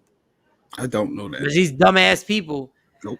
What the hell was wrong with y'all? Oh, you know it's a scam. I don't agree with his mom. He using his mom's name is a scam. I do not agree. Oh, that's not the picture. She sent me the fruitcake lady. Oh, God. But I'm gonna let you rock out with that one, Mike. All right, let's take a 4-minute break. We'll be right back. It's Michael Shawn and the Takeover Legends. Don't forget, Sexy Mo will be later on. She'll be back on the show with Allegedly. We can get into more stuff. Instagram Live, Media Room 360 TV. Download the app and you can check out the show. Yeah. What up, y'all? It's Michael Shawn from Michael Shawn and the Takeover Legends. And just in case you missed the show, check this out. Hey, Michael Shawn, let me apologize to Jay Black because I got a text from him yesterday with the link, and I noticed on the previous text he texted me, and I'm like, I'm just saying. Oh, so I thought so, Mike. You didn't know what he was doing the show. The Plastic Cup Boys were coming to Dallas, and I hit him up. I know. I just wasn't in town. I know. Back in April, and I hit him up early April. Like, yo, Spank, you coming to Dallas? I need to get you on with Mike Shawn.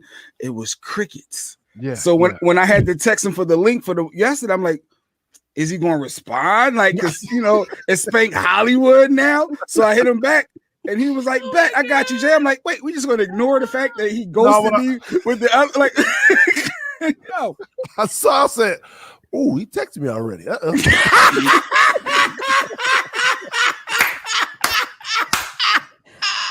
My bad, Jay Black. I didn't see it, bro. My bad, man.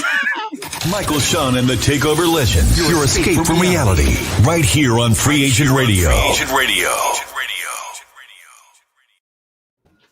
What up, y'all? It's Michael Shawn from Michael Shawn and the Takeover Legends. And just in case you missed the show, check this out. Rodney Perry. A man cheats on his wife. She cheats back. She gets pregnant. Who broke the family?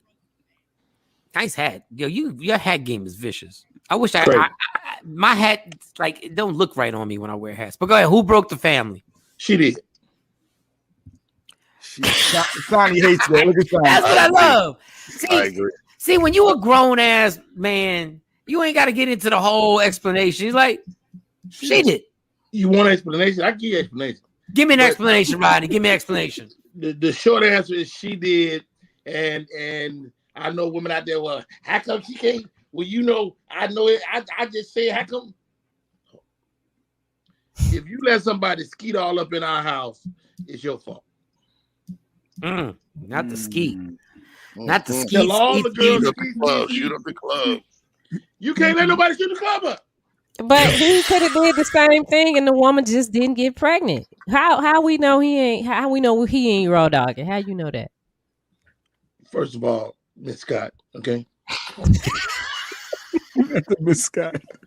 What we're not gonna do is try to make this into something else. Now, is he wrong? Yes, but the family can be put back together as long as it ain't no kids. When the male ego is fragile, very, very fragile. So I don't care. Guys do this all the time. Women cheat, and then they like. So it don't even have to be a kid for it to be over. But absolutely. A kid make it even worse. Like a woman a woman will accept your outside child, but I don't know 0 guys that's going to accept an outside child from his wife. Well, it's I've wrong, Miss Scott. It's wrong. I know. It's wrong. It's wrong. That's what I've been trying to say. It's wrong. It ain't fair. Not fair. I'm sorry, Miss Scott. That's like, you know what? I'm gonna take one for the team. It's wrong. Michael, Shawn, and the Takeover Legends. Your escape from reality. Right here on Free Agent Radio. Free Agent Radio.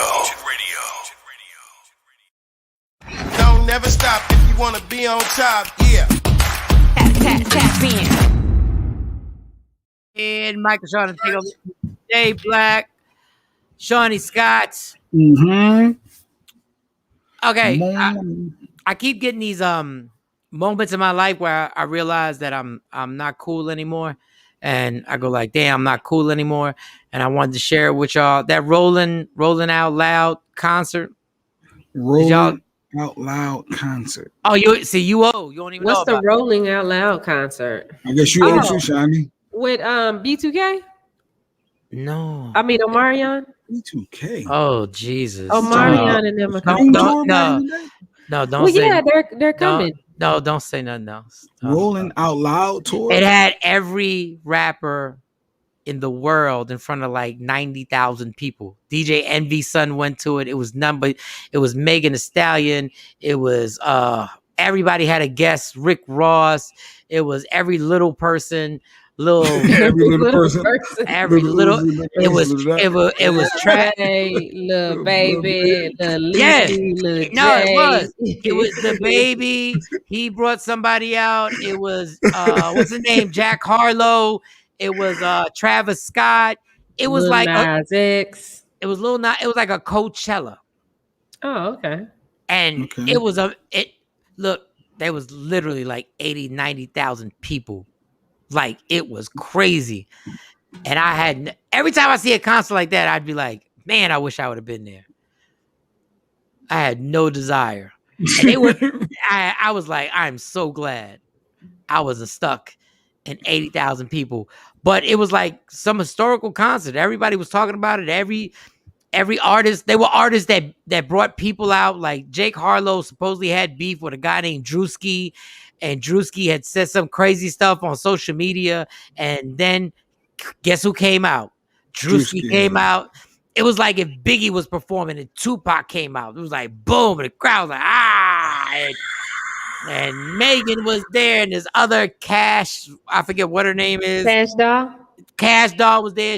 Everybody jumped into 80,000 people and jumped in the crowd and was going crazy. And I was like, I think the baby made a comment. He said, put one of your sneakers in the air. Somebody threw one at him and he ducked out the way. And it was legend. It's all over the gram. Everything's all over the gram. And I was like, God, that just looks so messy. That's when I knew I was old. I was like, that looks messy. Like the mud and the whole, and I always think about, even in my 20s, being in the middle of 80,000 people and having to pee. Like, what you gonna do then? Like, you gotta just pee right there. They got porta potties, right? Ew, but if you're in the middle, I don't like situations like that because somebody will do that. Just whip it out. No, but what choice you got? If it's 80,000 people and it's not like you're in seats, they're all standing. It's not like you get your spot. You gotta walk through 80,000 people and then walk back through 8. By the time you get back, it's Tuesday. Like, there's no way.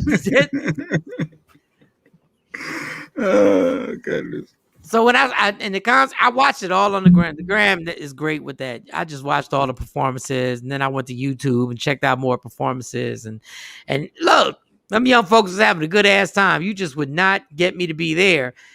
So then I was watching that, and then as I'm scrolling, and we don't know how much of this is true or not.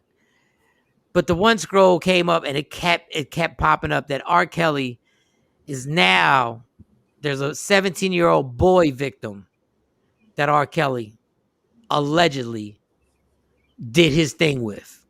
There's 2 of them. 2, yeah, I got it. Yup, 2 teenage boys. And now I want to see the reaction from everybody. Are we ever gonna stop? Are we ever gonna stop supporting R. Kelly? Because when the two teenage boys, it just felt different. Like these kids say, it just hit different. It hit different. Oh, why does it hit different? I don't know. No, I honestly, I don't know. But it seems like for some reason, these girls can be saying it all day long. And we're like, it's not that we're cool with it. He went to jail, and I think a lot of people were upset with it. But I think there's something in us that just gives him this pass. But then when two teenage boys come up, it feels like, and I'm asking this. I'm not saying this is how I feel. I just know that when two teenage boys came up, I said, oh, so are we finally going to hold old boy accountable now? But I mean, we don't know that the two teenage boys. Now, I'll be honest and say this. I feel skeptical about the two teenage boys because we've went through all of this of, outing R. Kelly with the girls that he did actually abuse.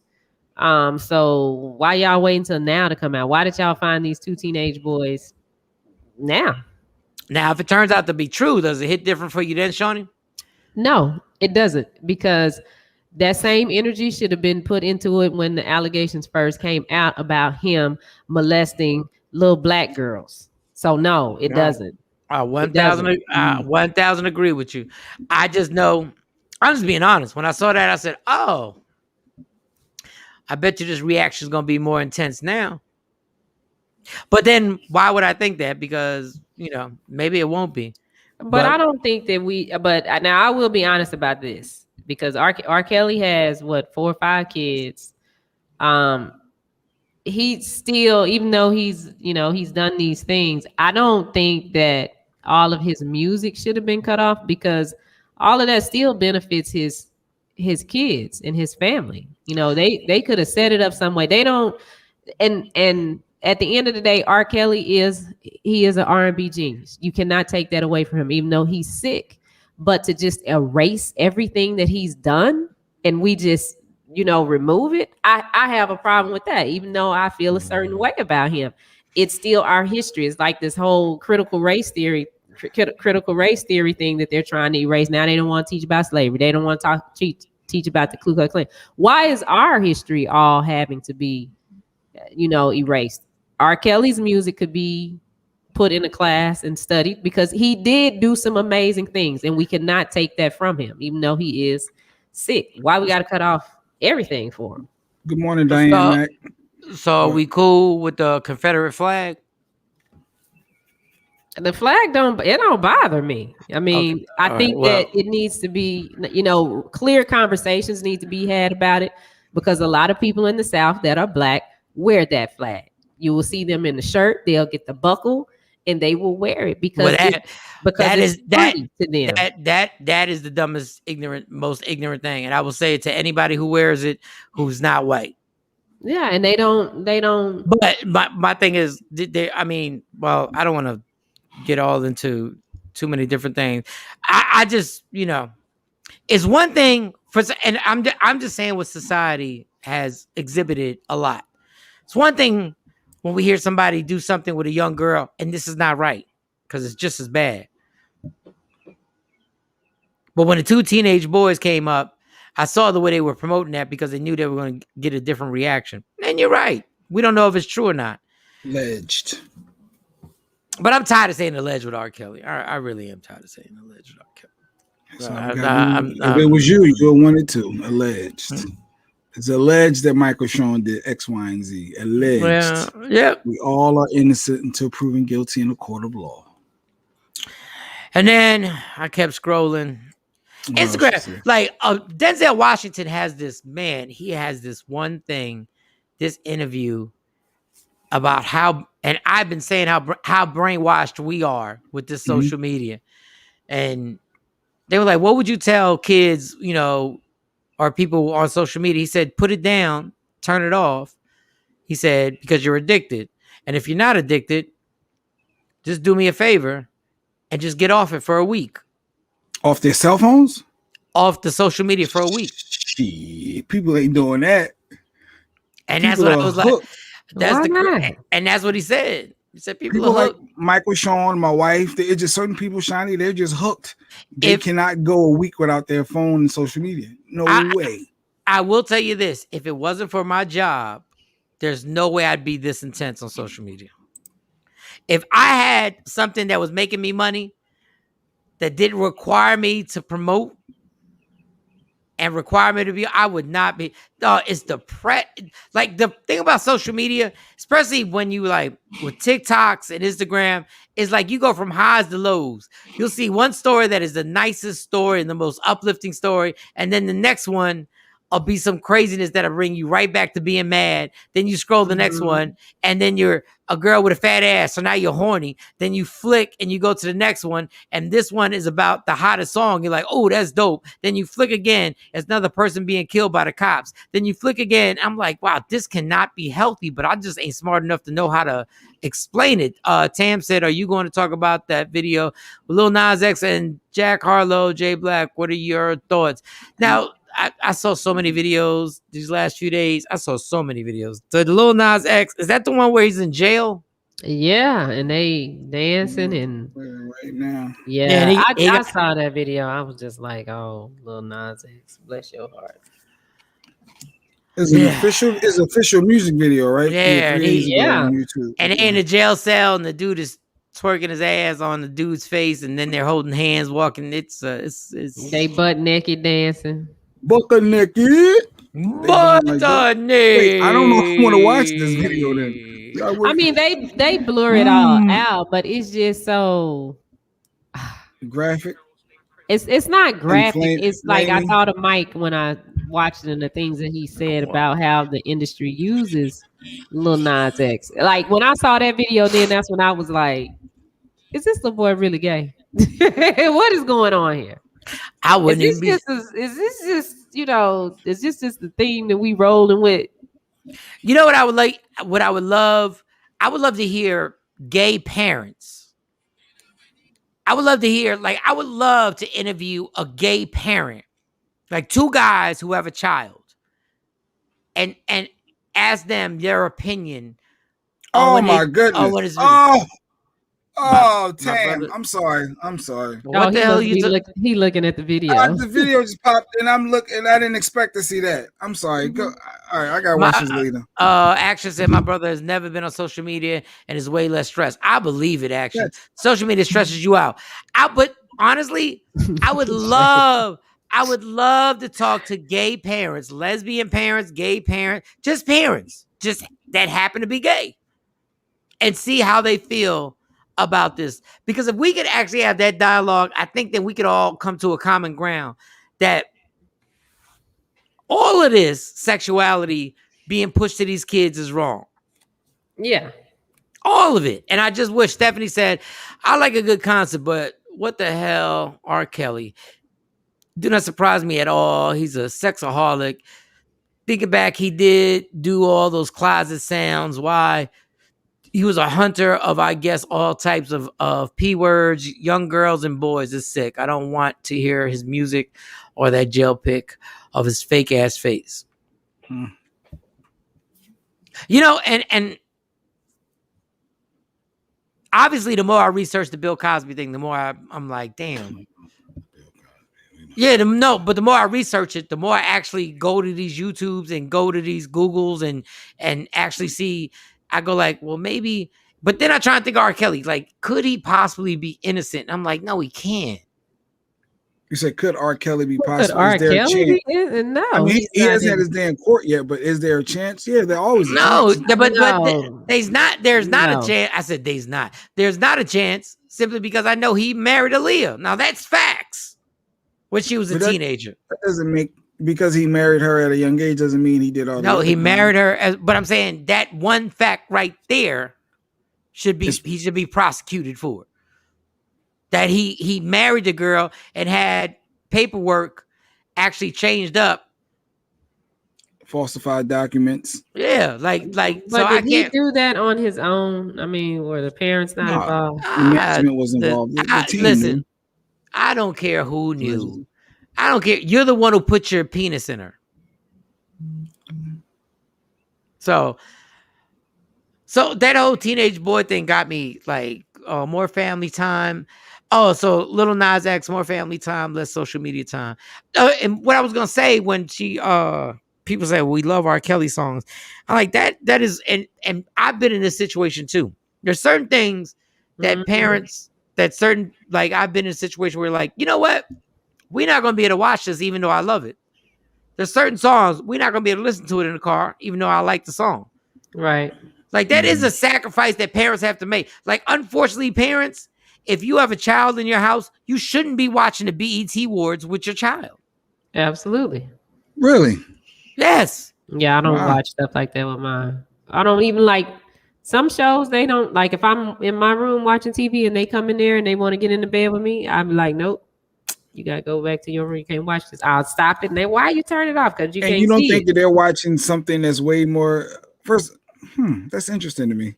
It's so everything is at their fingertips with the Google, and I'm sure they're watching a whole lot worse. Yeah, but you than can the check. BET Awards. Yeah, but they know they mama don't approve of it. That's the thing. I'm not co-signing it. Like, okay, yeah, let's watch this. Now, there are some shows that I will sit down with them. Like we watch School Days, and there's sex scenes in there. And I had a conversation with my daughters about making decisions when they start really dating, and I broke that down and explained it to them. But they know what they not supposed to be watching.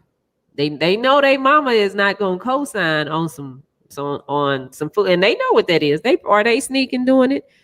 Probably because they have a TV in their room. They have access to a phone. They have access to an iPad. But, they know that it's a problem if mommy find out.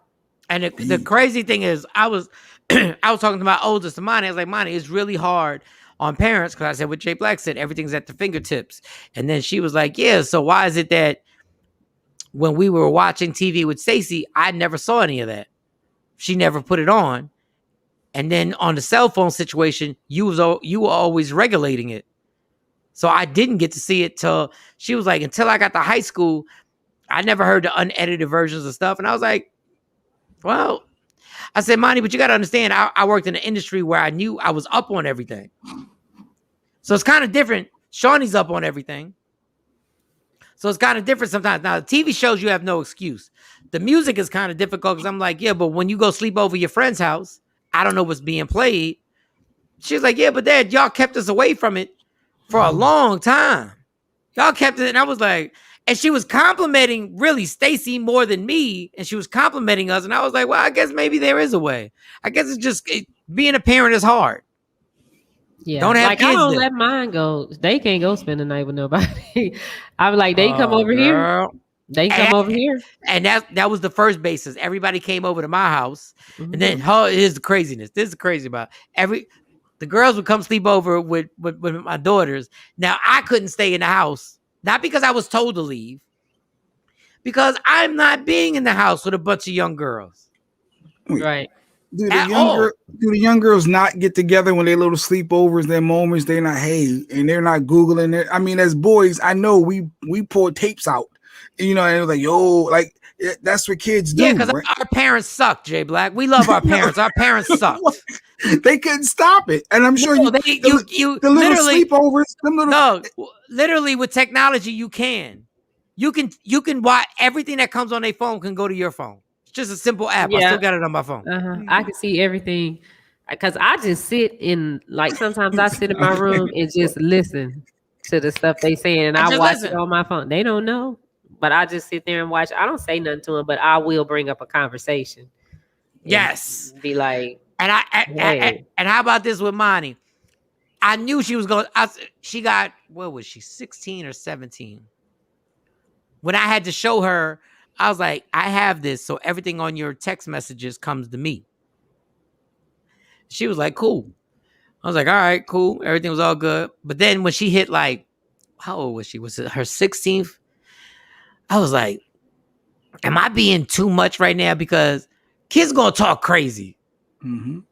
Like, you gonna talk, you gonna be like, this bitch here, this bitch, and then I'm gonna be like, so I gave her, I said, listen, I'm gonna give you this trust. I'm gonna take this off. But if I feel something crazy, if I feel one vibe, I'm turning it back on.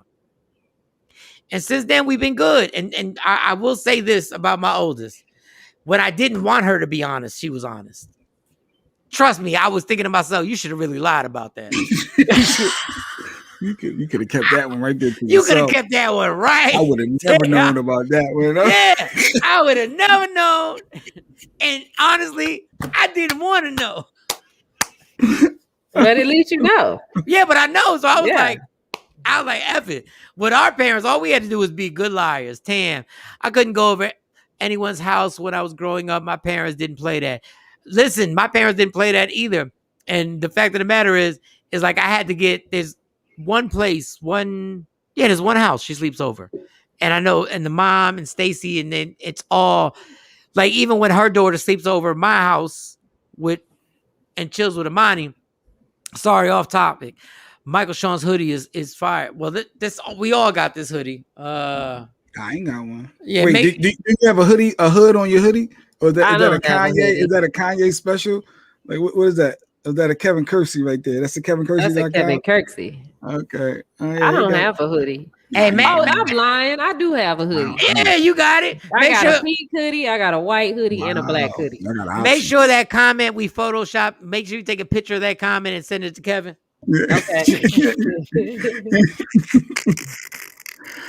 No, but on the whole, not letting people go over. I thought about I watched Teen Mom, and it was we don't, and don't say it casually. No, we don't. I hate that show, but go ahead. But one of the girls, her daughter doesn't really know the dad, and she was forcing her to let the dad pick her up and go over to the house, and the little girl was crying, "I don't want to go," and it was some backlash about forcing your kids to go places that they don't want to go.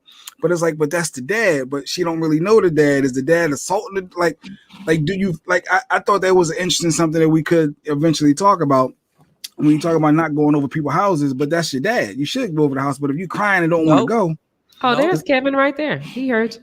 What up, Kevin? Let me make sure he saw that comment. Where is it at?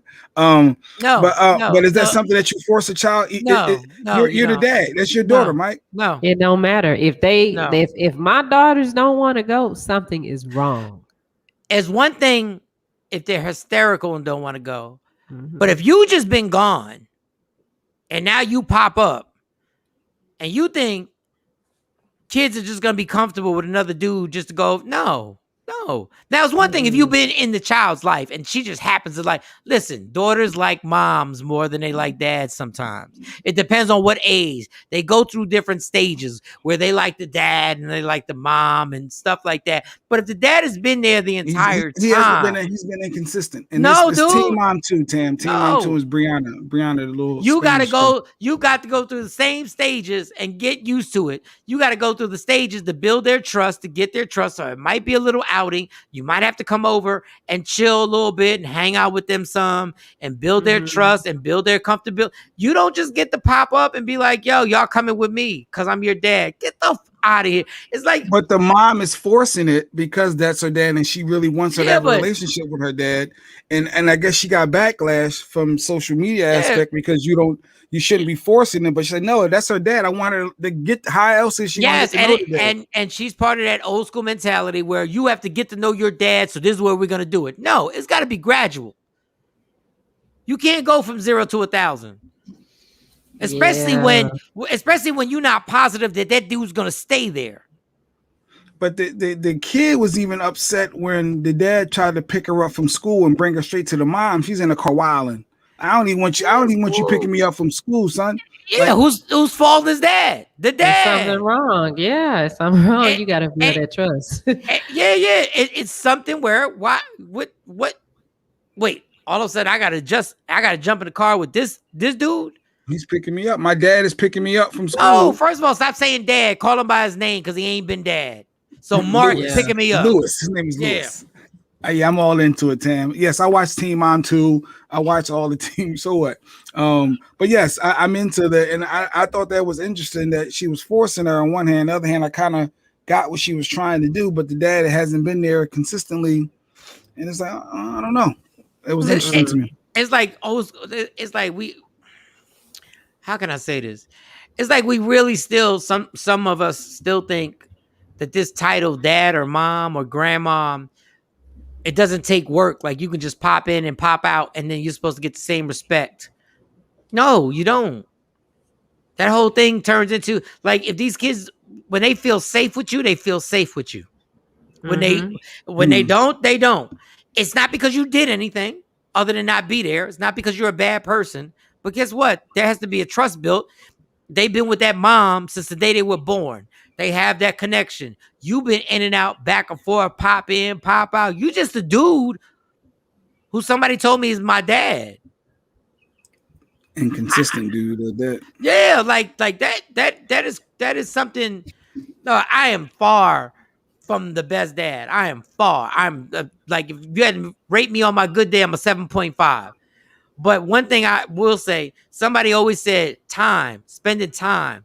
That means every night I got to call. Every night I got to have a conversation with all three of my daughters.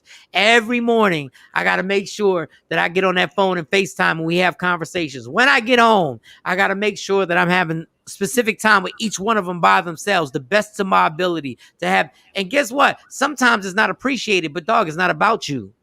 No, but do you do that? Do you do that consistently? Yes. Then you higher than a 7.5. Well, thank you. I appreciate that. And because that is important, especially with little girls from their dad. That makes a big difference. And I was like, if I disappeared for 3 months, they oldest 17, twins are going to turn 15 September 1st. If I were to disappear for 3 months and have no contact, you think my daughters would really be jumping in the car with me like that? They'd be looking at you upside your head. They might at that age, because my daughters are like that with their dad. And if he showed up today, they ain't seen him in I don't know how long, but if he showed up today, I think they would be like, all right, we gonna go with dad, mom, we'll be back. And that's but fair. They gonna come back. They ain't gonna stay. They gonna be like, nah, we ain't staying, but we gonna come back. I don't know you, man. But I know my daughter's attitude. And it's individual cases. I just know my daughter's attitudes. They probably be so pissed that I got the nerve to be popping up and disappear for 3 months. Which I want them to feel like that. Like I shouldn't be able to disappear.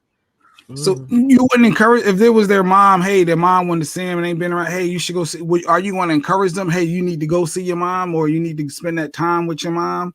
When they ask me to, they want to see their mom, I go, yes. When Monty says to me, Dad, I want to go see, mom called me and I want to go, she wants me to go hang out with her, or she wants to stay over, then I go, yes. I'm not going out my way to put that child in a situation where I'm like, you should go see your mom. Why? Yeah, I don't do them. If mine don't want to go, they ain't got to go. But I don't encourage them not to go see their dad. But if they say, I don't want to go, I'm not going to make them. That's exactly right. And I don't say a bad word. I'm not one of the people who says a bad word about.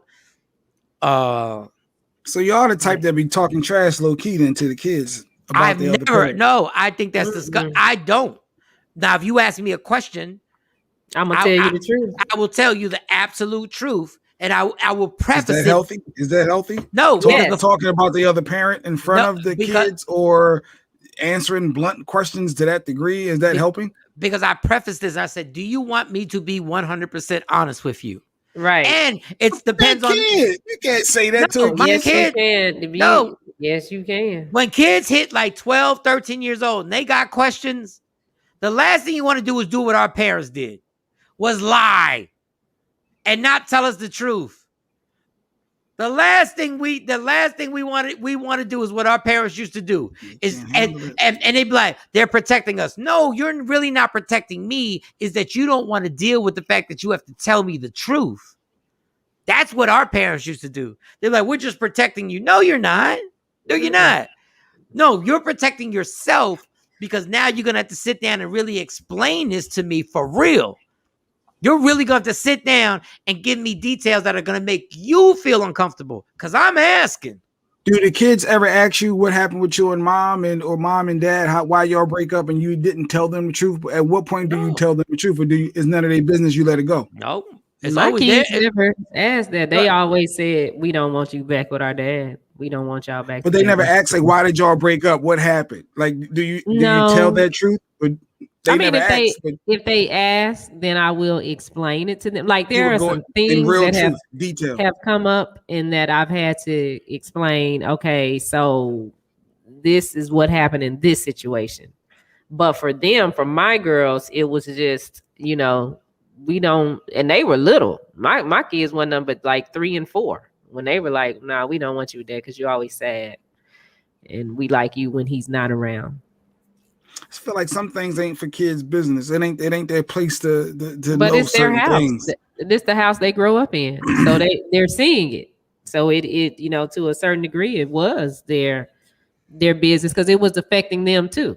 Like the way it is now, with us here and him, wherever he is, for them to a certain degree, it's better. They're more comfortable, and I noticed that. But Diane, it's still.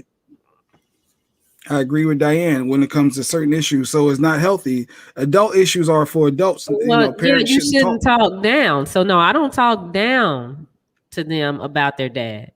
I don't talk down. We don't do that. But if they ask me a question of, well, why does daddy do this?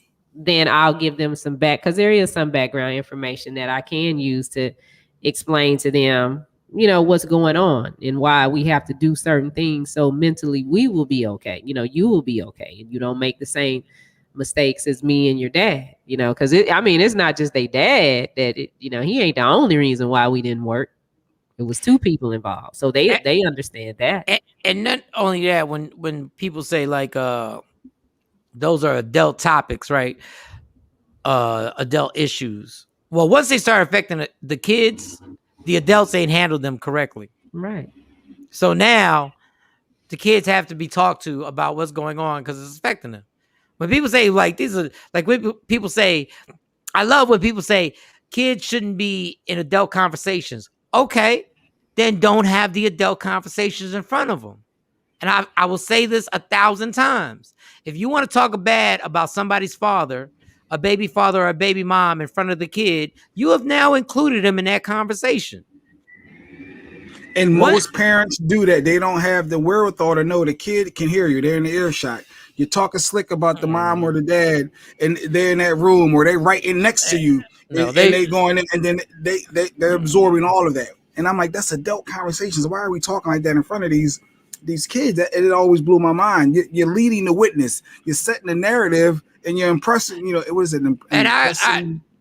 Whatever. You're being an impression on the kid's thought process for that other parent.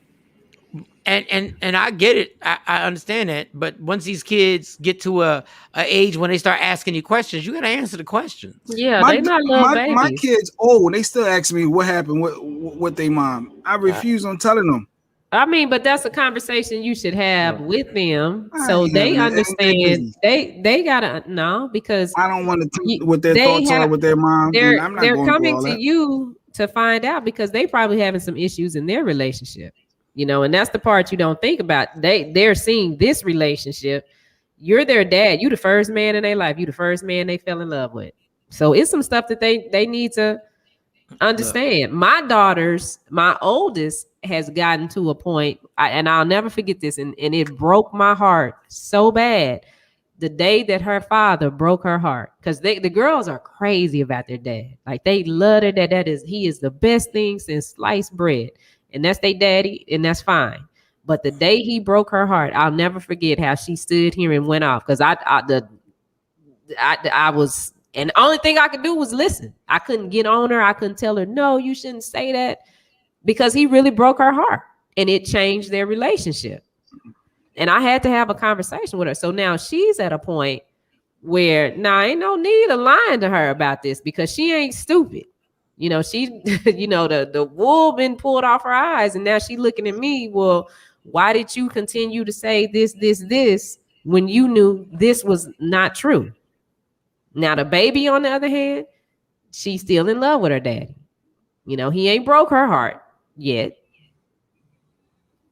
I think we forget how much we knew when we were kids. Just because our parents said, Kiana said, kids are people too. They aren't just your kids. Real talk. They can be patterns identified with some background on why their mom and dad didn't work on it or work out. But like we forget how much we knew what that was going on with our parents, but we couldn't put our finger on it.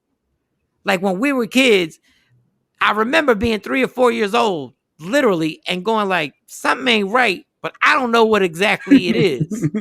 Right. Like, I don't know what's going on. And then when the intensity came, I was like, okay. Then as I got older, but everybody was like, you don't talk to the kids about it. The kids are the ones that are being most affected by everything that's going on. So when I get asked a question about maybe Monty's mom, I specifically make sure when I give the story, I give my part of what I did also. So I can balance this whole thing out. Man, this is where your dad, this is where, I'm like, this is where your dad was the ass. This is when your dad was ridiculous and not a good person. But what did mom do? Did mom say, what did mom say back? So, and I would be like, this is exactly what happened. Now, this is going to be a long conversation. I'm not perfect. And it's your perspective. It's not the mom probably have a different version of that. Because, of course, usually people lead the witness. They want people to believe that they're right. Or, they don't have that. And I have no problem. And I've had this experience with Monty. Now, ask the same question to your mom. Yeah, that's what I tell her. And then she asks the same question. She comes back. They're two varying stories. Not super varying, but the stories are, there's another point of view. And then I give my opinion. And I don't say she's lying. It takes all I got. I don't say she's lying. I don't say anything like that. Because at the end of the day, her mom loves her. It may not be, nothing's perfect. Nothing's perfect. Her mom loves her. So when we have these conversations now, because we had these conversations probably starting like 3-4 years ago, maybe even more than that. Now the conversations are easier because we've already broken the ice. So it's no tension. She knows I'm not trying to make up a story. And she knows her mom's not trying to make up a story. And she gets it. It's two different point of views on something that happened. Right. That's just life. But when we keep these kids in the dark and make them figure it out on their own, because I know that's what I did, and that's why my relationships have been so dysfunctional my entire life. Because I watched what was going on with my family, and nobody wanted to explain to me what was going on. Yeah, why I'm acting this way, why I'm behaving this way. So it does, and I want my kids to be well rounded. It's times that it got to a point to where I had to text their dad and say, "Listen, all 4 of us got to sit down and have a conversation, and it's gonna be a tough conversation. So you need to be ready." Jay Black, did the kids ask their mom what happened? I always tell them, go ask your mom. I don't ever follow up to say, hey, did you ask your mom? What she say? Because I feel like this is not their. I don't feel like it's kids' conversations to know what happened. But your kids ain't kids. I know. Like when do your kids stop being kids, my dude? I would like, feel for real. weird. I feel weird not talking bad. I would feel weird telling the truth, my truth, of what happened, and then that can potentially cause problems because now they can be perceived as you're talking trash about my mom, or you saying they're asking you. They want to know. They're not, and then they really don't want to know. They really don't want to hear certain things. But you just being like, go ask your mom. Ask your mom. Go ask your mom. It's an adult conversation.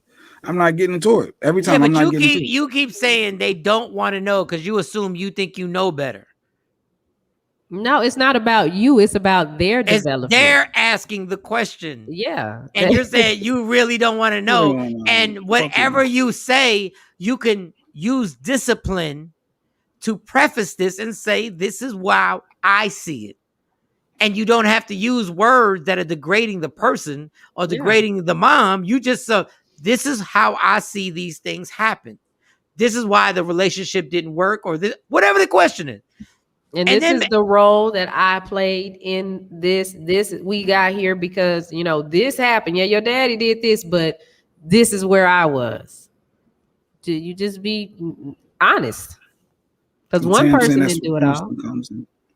That's where counseling comes into play. A mediator has to come in and play to understand and know how to process and tell their truths and emotions. How do you know their mother didn't tell them their version of their truth? That's why I took from that. You are worried about your feelings and comfort. Mm-hmm.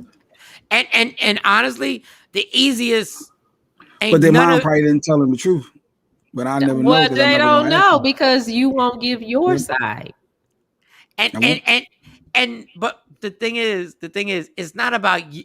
All you're doing is saying, this is how I see things on how they happened. And you could honestly be like, I could be wrong, but this is how I saw them.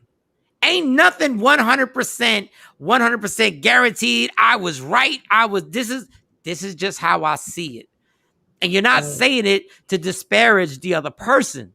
You're just giving them because I think sometimes, especially I think sometimes as fathers, I don't think we really understand how much, and Shawnee has said this early in the conversation, I don't think we understand how much daughters want to know what a man thought about a situation. So even if your mother told you something, they want to go like, okay, so how does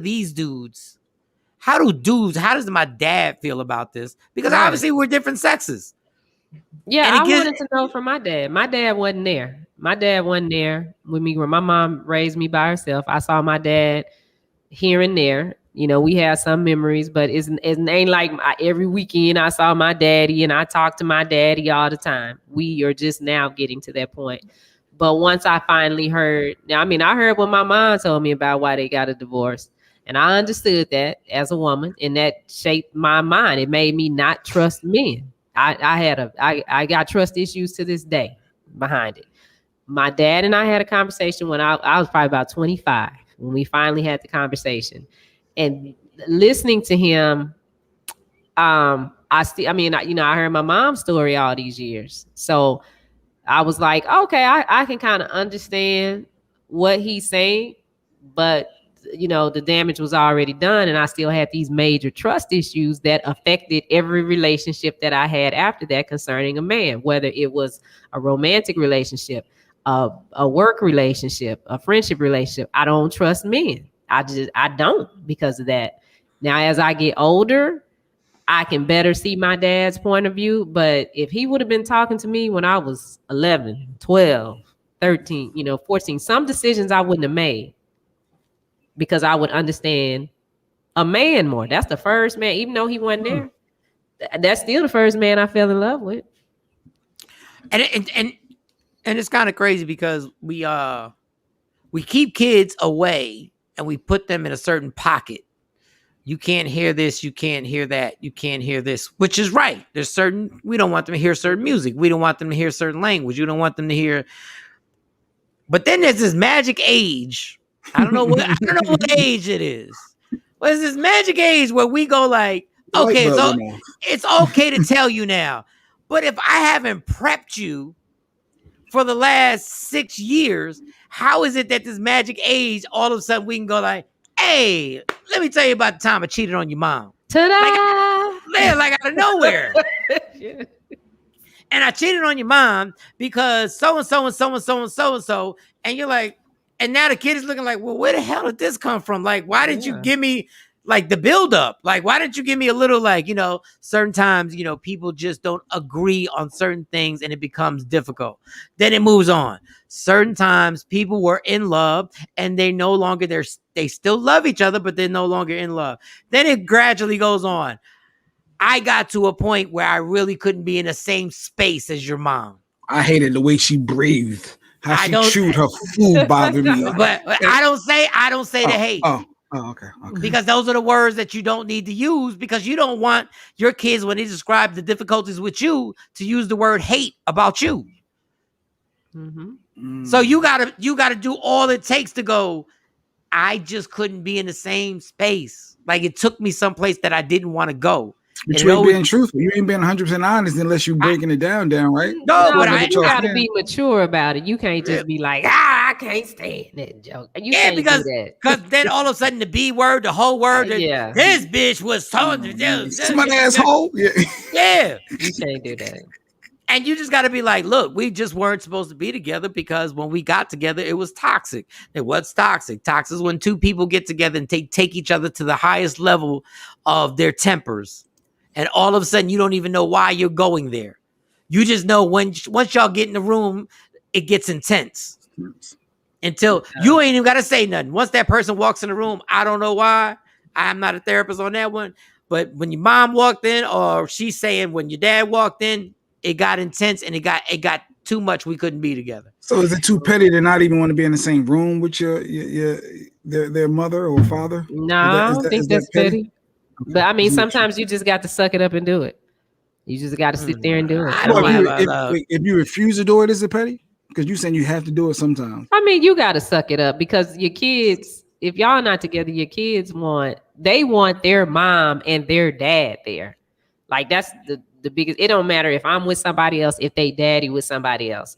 Okay, yeah, they might like these people that we with, but at the end of the day, they want their mom and their dad there.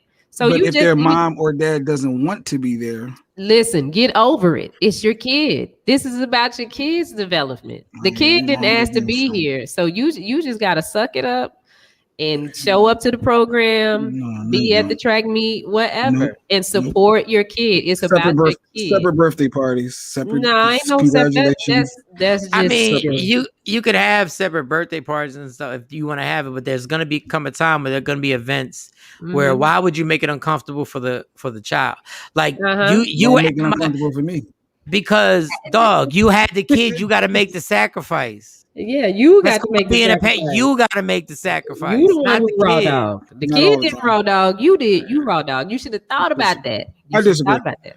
To each his own. To everyone is their individual. You don't have to. Well, my thing is, or be uncomfortable if you don't choose to be uncomfortable with it. Yeah, but just because you're an adult. Hold up, being uncomfortable for your kids, it comes with the territory. That comes with the territory. It's 3 hours a party. Come on. You came to my daughter's sweet 16. We had a great time, and if I would have been on I still got beef with Monty's mom, and I would have put Monty in a situation where she wouldn't have had a great time because dad got a problem. He don't want to feel uncomfortable. Get over it.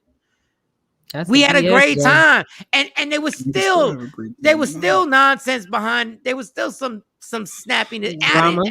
And it wasn't even drama. It was just that little, if I would have listened to the snappiness, instead I was like, this is about her. And it all worked out. I'm not getting involved in it, and it wasn't nothing major at all. We had a great time. Work out? Did your psyche? Because you're not good to yourself if you ain't good to yourself. Like, is your psyche like in that moment? No, I disagree. Like, are you okay mentally going through that? Yeah, because I realize it's easy to be selfish, and it's easy for me to feed into what I'm mad about, and it's easy to feed into this and that, and then when you really think about it, it's not about you. Right. It's about the kid. Listen. That's it. I wanted to fight the woman at my baby's birthday party but my daughter was happy that her mom and her dad was there. But the stepmom, we had games, like I playing games and stuff for the kids. But it's like old school versus the new school. This woman was just beating the kids, dance contest. She out there trying to outdo them. And I'm like, well, she said her old, in my mind, I'm thinking, why don't she sit her old ass down? They kids. They're supposed to win. It's my daughter's party. She is supposed to win. You ain't here to win. But I ain't saying nothing to her. She said something to her daddy about it. So Mark, you got like Nick Cannon kids out there, Mark. I mean, he said all my kids. Mark got a whole bunch of them out there. And I'll just say this. The other thing about it is, as a stepmom, Stacey has absolutely been amazing, because if anybody could have had attitude at Sweet 16, it could have been Stacey. Yes, and see, Tamara was at my daughter's 11th birthday party when this all happened. That woman was out of control. Yeah, and Stacey took it above and beyond. It was like, it's not about me. I went to my grandmother's birthday party. It was divided like Bloods and Crips. So, dog, and listen, And we have, man, we do that in our families so great. I've seen my family ruin weddings. Like ruin people's weddings because of personal beef. And to this day, when they have conversations, and I step back because I'm not trying to win, I'm not trying to get into that debate. They will still try and justify why y'all ended a wedding reception with a brawl. Dang, you got 8 kids, bro? I felt the Nick Cannon. I felt something in this comment made me think he got a squad. He got a starting lineup. Okay, 8 kids total, but total the kids that you had. I don't think he. Does it matter biological or within the marriage? Like, where you going with that? No, but they all grouped together. Just saying, he's grouping them all together. Yeah, where were you going when you was asking him? Was he Nick Cannon? No, I was just saying. But keep going. What you saying? Right? No, I'm just.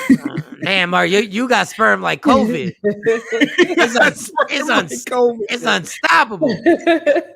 Yeah, Tan, they make it I have 8 kids. Oh, he got 8 kids, period. He got 8 kids. Oh, yes, totally. Okay. He said 8 kids. No, period. Family members be selfish as hell. They be thinking they personal beef. Oh, yes, totally. Okay, so I think it's the wife and him brought the team together. Maybe he had 6 and she had 2, or maybe they both had 4 apiece. I don't know. I only know one of his kids.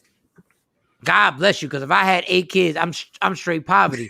Many people refuse to get therapy and or counseling, especially blacks, knowing they need it to resolve negative emotion and mental issues in regards between parents and their children. Dog, this thing is hard. It ain't easy, because I say it all the time. People think when you have a kid, when you have a baby, that all your messed up stuff in your brain goes away. No, it don't. Mm-hmm. All your insecurities, all your deep demons, and all your screw ups and all your bad habits don't just go away because the baby comes.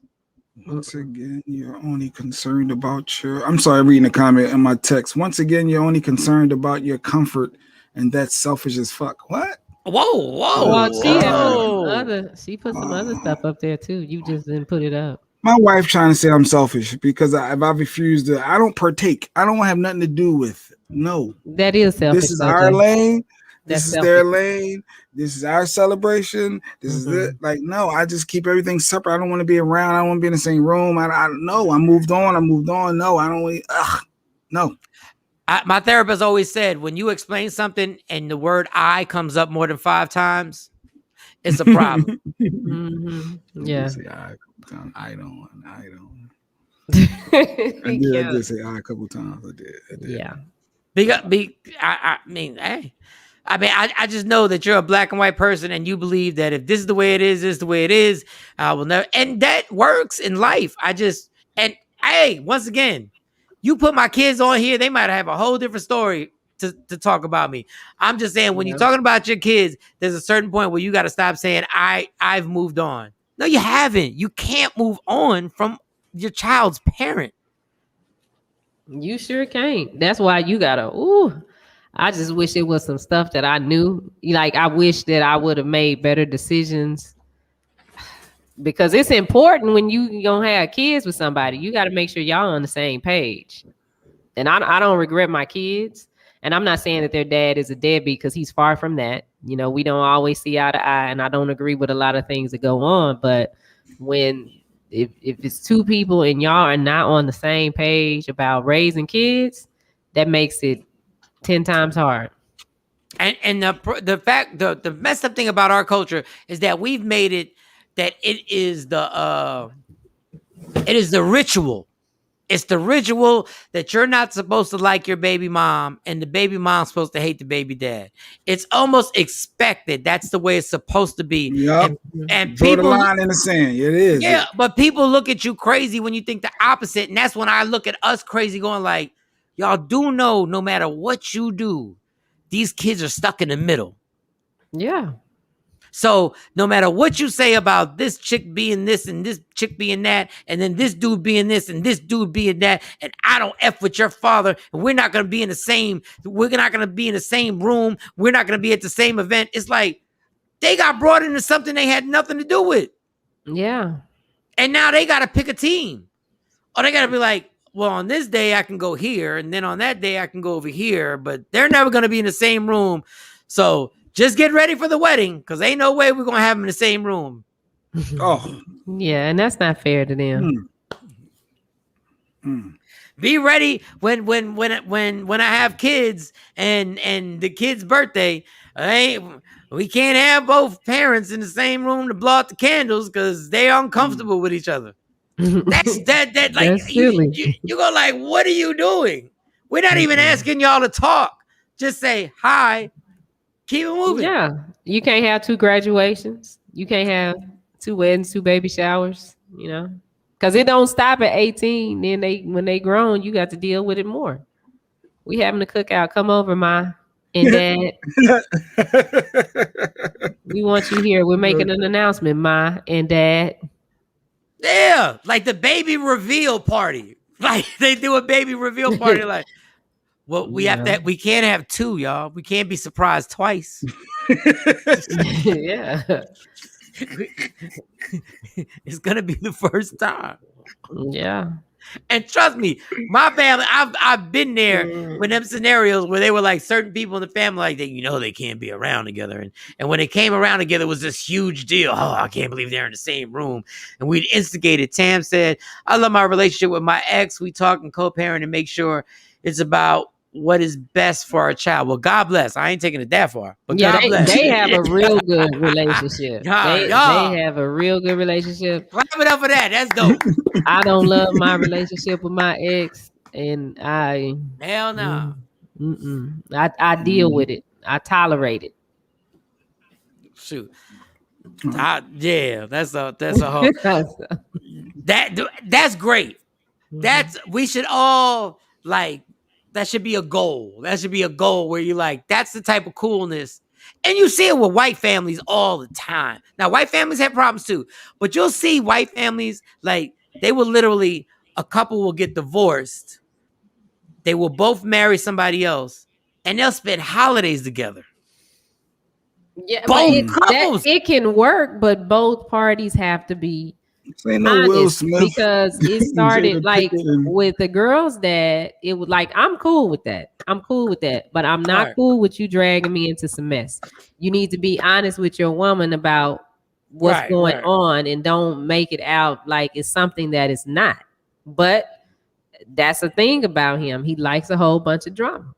Action. They calling us petty. Action. Y'all see his comment. Action said, nope, haven't dealt with my baby mama since the kids turned 18 and will not happening. Action. We petty then. Action. That's what but Action, if your child is getting married or something, you telling me you're not gonna go to the wedding because the mom is there? But let's read this full comment. He said, nope, haven't dealt with the baby mom since they turned 18. That means for 18 years he did deal with her. And then when they became yes, that's what it's called, sucking it up. When you work a double shift at work trying to pay bills, you're sucking it up. When you wake up at 3:00 in the morning and do a morning show, you're sucking it up. Yeah, that's part of the whole thing. But he did do it for 18 years. And when Don said, as much as I dislike my ex, I always tried to put up a happy front. Put up a front. Yeah. Yeah, that's what you got to do sometimes, I guess. But either way, just don't have no more kids, people, and then you ain't got to worry about the baby mom and not liking them. But it's crazy because I don't have any more kids. Now, if me and Stacey could have more kids, I really would. Because I've learned so much now. Like, you got to, I hate to say this, y'all, because I was with my parents. Hey, shorty, doo-wop, what's good? I bet you Tasha, she rocking with her baby moms and baby dads and all that. But go ahead. No, I was saying you get the first kid is practice, y'all. And I was the oldest. The oldest gets to practice. And then you get better. When you get like the twins, I got a little better. Like but if I had ready to have one now, for real. Like right now, I would know. I've already seen the pitfalls. And I already see like, oh, you can't do that. Oh, Kathy. I had a great relationship with my ex and his girlfriend. Wow, that's mature. Me and my grandkids and my niece just spent the weekend at their house so I could take the kids to see. Listen, that's a beautiful thing. That is. I wish we could be that way, but that is. I think that's lovely. Ain't gonna be able to do it. Damn, Mike, your hair grew back fast. You talking about my the hair? beard? Oh, That beard ain't there yet. You see how thick this is? No, you couldn't grow this in a year. This joint, I cut this on Monday. I'm friends with my kid's father's wife. She calls me asking me questions. That is amazing. Here, I'll give you one even better. I'll give you one better than that. The girl I used to work with, and I can tell this story. Lady Jade, her mom and her dad got divorced. Her dad went on, remarried, had another kid late in life. I think he was like, I forget, 50 something or maybe close to 60. Yeah, Marley. Little Marley. Marley. Mm-hmm. They literally go on vacations together for real. Yeah. Like they really go on the plane, they go away and they all hang out. They go Will Smith, that kumbaya. every function, holidays, they all get together. Two people that were married first got divorced. He married somebody else. She's not married, and they are cool as can. And it's like nothing ever happened. Mm-hmm. And I'm sitting there going like, man, let me tell you something. Yeah, they used to come to his games. Because he played on our basketball team, and Jade and the mom would come to the team, and the dad and his wife would be there. I was confused for a minute because I was like, wait a minute. A minute? I was confused when I would hear the stories. And I'd be like, wait a minute. And I want to ask her, that's our mama, but that's his mama. Exactly. And then when I just asked the question, I was like, oh, y'all really doing that? Yes, Mike. Paul said, yes, Mike, right? For 18 years, put up with it, and nope, not anymore. If they get married, I'll be at the wedding. We just not talking.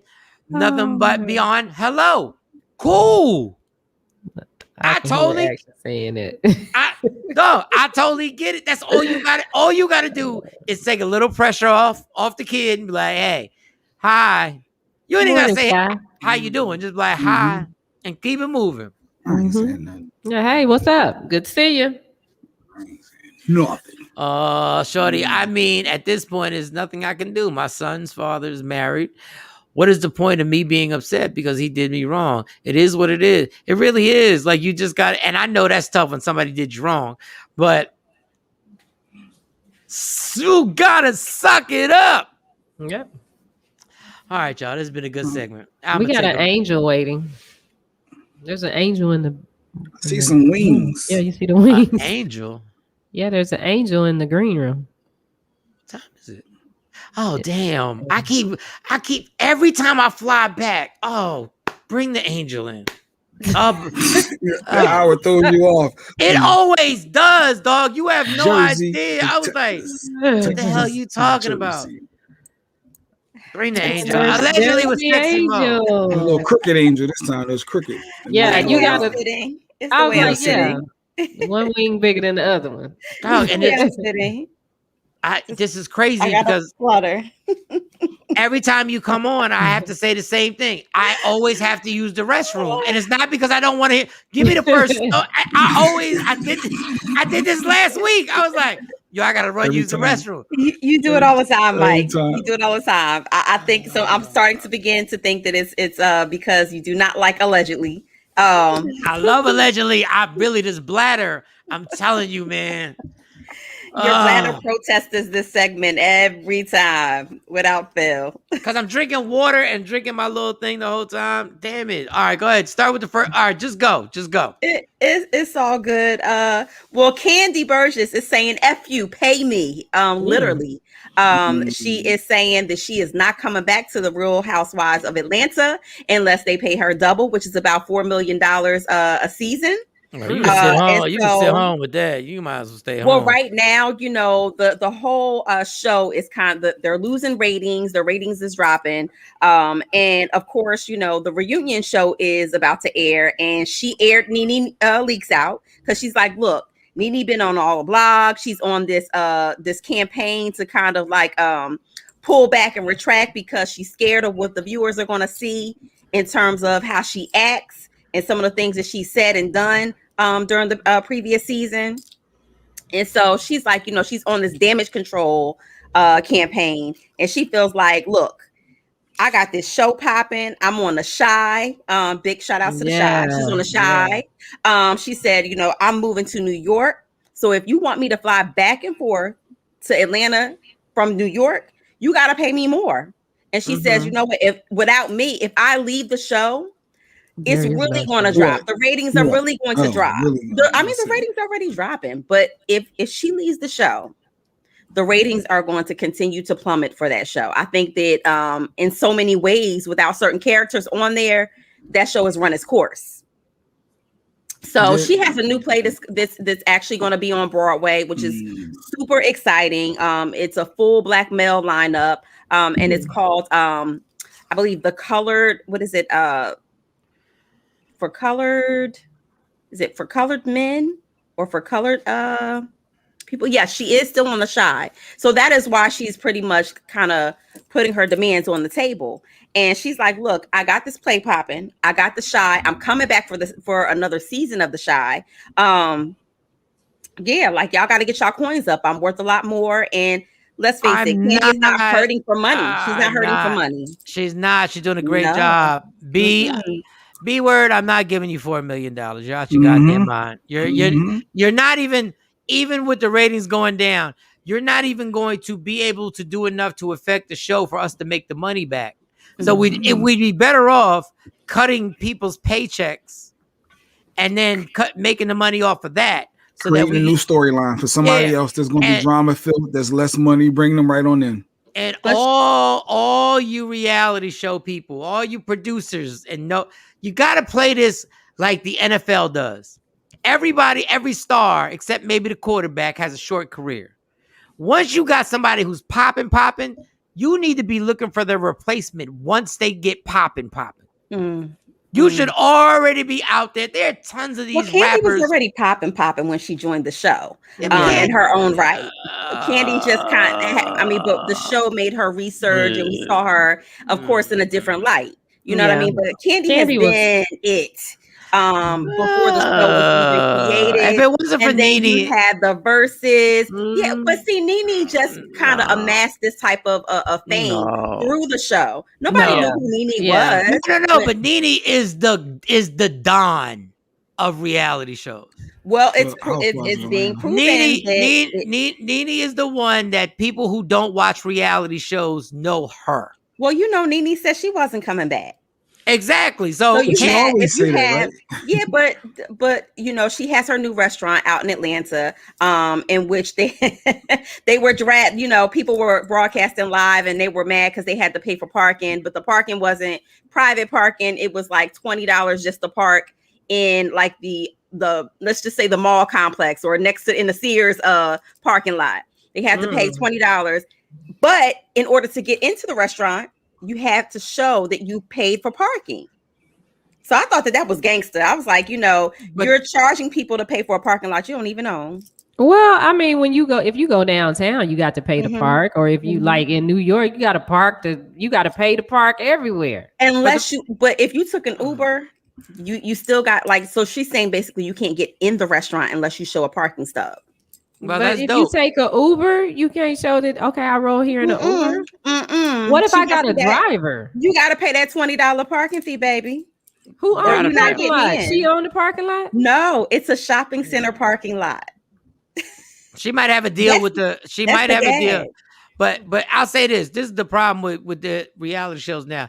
Peter, I just saw Peter over there taking photos. Who took with DJ Envy? Was it Envy? Was it Envy? And I'm like, y'all have not re-upped your talent.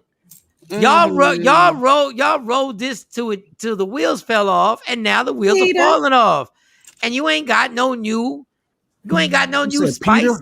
Peter who? Yeah, Peter Nene's Cynthia's ex-husband. Peter Bailey. The guy with the gray beard. Oh, with the gray beard, Papa Smurf. He owns still on the scene because he owns a few bars. He took his bar venture out to, I believe, North Carolina and a few other things that he has his hand in. So that's why he's always on the scene as well, even though he's no longer on the show. But my point is, you still haven't replaced these people correctly. That's the whole point. Mm-hmm. You talking about replacing the mainstays that were there before. I want to know what's going on with Apollo. That would be a good storyline. Well, after he went to jail, the fact of the matter, do you know how long ago it was that Apollo was on there? Yeah, but I mean, what is he doing now? That was always that's what I'm talking. Didn't he have a girlfriend or somebody he got married to while he was in That's jail? what he's saying. That's the like for you to still be thinking about that. That's the whole thing. What's going on with Phaedra? Because I see her on Instagram and she rocking this new blonde wig and cut her old ass out. That's why they should have kept. Is Safari on there? What is Safari on? On Atlanta. Safari was on Love and Hip-Hop. They need to get Safari off of Love and Hip Hop and take his ass and bring him and bring him. Him and his chick who are no longer together should have been him and Erica and her trifling ass. They should have been on Atlanta Housewives. They should have. They're too hood though. They try to be more high class. They're them hood ass. Is Portia still on there? Portia's still on there. Yeah. So her and the African guy and Pharaoh, whatever her name that's is. the new storyline right there. Fallon. Okay, so they're gonna talk about that. What about Cynthia? Cynthia still on there? Look at these old mommy bitches. They're still on there. All these old mommy bitches. What are we doing? I mean, but who should they get on there then? Get some young ass on it. Like Portia and these chicks are like the Felicia Rashad of like but it would reality. It would change the storyline. It would just change the whole concept of the show. Yes, the whole concept of the show is that's what it's called. You can't completely wipe them out. It could be old money versus new money. No, it could be something like that, a twist, but just to kind of do you know how long they've been on there now? It's been Inception, some of them. No, but is Portia even 40 yet? That is like I didn't think so. This has been like 10 to 15 years they've been on this thing. You couldn't replace these chicks for 15 years? Yeah, because she was with Cordell Stewart. That happened. Wow. Are you kidding me? Yeah, she done left Cordell. Yeah, Portia's 40. She was born in June 22nd was her birthday. No, she's 40 now. She just turned 40. Just turned 40. Y'all don't get these Tempur-Pedic hoes off this show and get some new Wait a minute. What's the problem with a Tempur-Pedic? A Tempur-Pedic is a banging bed. Good ass sleep. It is. But you gotta be grown to have a Tempur-Pedic. But that's the problem. Everybody here likes a Tempur-Pedic because it's comfortable to sleep. You need some new stuff. You need some new active stuff. You need the type of chicks that will get smashed out on an air mattress. Them chicks Lori Harvey would be a good one. Bam! Saying like the Lori Harveys. Okay. What are y'all waiting for? Pay these women. Who else could we get on there? Maybe a Megan Thee Stallion. Is she in Atlanta? No, I was thinking Cardi and Offset. Cardi and Offset. Yeah, but they ain't got enough money for them. You got it, but that's another thing. Lori Harvey, you ain't got enough money. You got to catch the ones that careers are coming to an end, that they're not popping, but if you put them on a reality show, they would be popping. So Ronnie was on there. Ronnie's wife. Yeah, his wife was on there too, and they talked about her. To me. They dragged her. They talked about her clothes being old. Shamari, you know, Ronnie ain't going all the way in. He got real estate. You need these. Listen, Candy was the perfect pick. Candy was still making bread off of her publishing for writing, but the career was simmering down. No, the career had simmered. Okay, so it was already done when it came to that. She was still making money, but you get them at that perfect spot. Like, all you got to do is wait for Megan. Now, it might take another 7 years, but just wait. It depends on who she links up with, who she marries. The storyline is hot. I think the Lori Harvey thing would be good. Lori Harvey. But she got Michael B. Jordan. Yeah, but she's very mysterious. No, but he can't get involved with that because Michael B. Jordan is a Hollywood superstar. Oh yeah. We can't get over to the real money. She's gonna break up with him in a little bit, so it's all right. It'll be good. I think she's hanging on to this one. I think she knows that this is a good catch. I think Future hit her with the Future hit her with the boom bap on some you want to play out here in these streets? And she was like, oh, wow. And then she got Michael B. Jordan. He's a nice guy, doing his thing. They post on Instagram, I love you, babe. I love you too, girl. Lord, don't be that chick. Don't be that. Don't be that. Eve? What about Eve is married to a billionaire? Eve ain't doing that. She can't play those games. She can't play those games.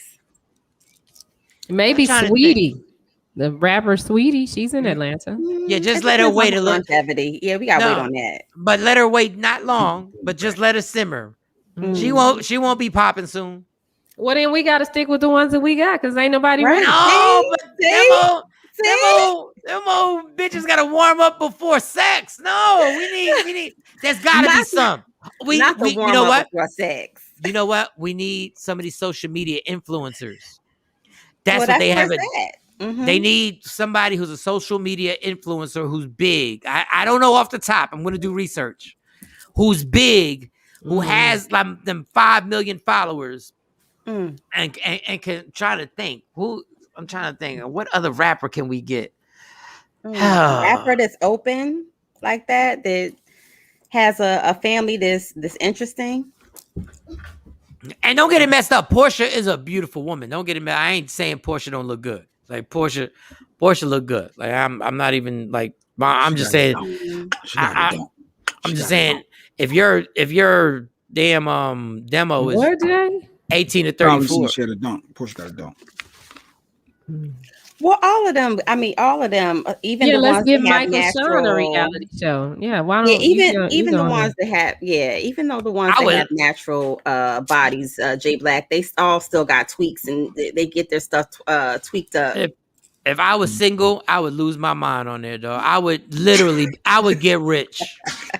Why you gotta be single? You can do the reality show with Stacey and the girls. Nah, because that's gonna get a whole messy, and I'm gonna be boring. You need drama. I'm gonna like if you would have got me single. Oh my god, I'd have got one of them hoes pregnant. It could be about the show, and then you being a dad and a husband. Nah, that ain't gonna sell. They already got They already got Tiny. You got drama with Jay. Jay would bring some stuff. You got me. I would be the friend with the drama for sure.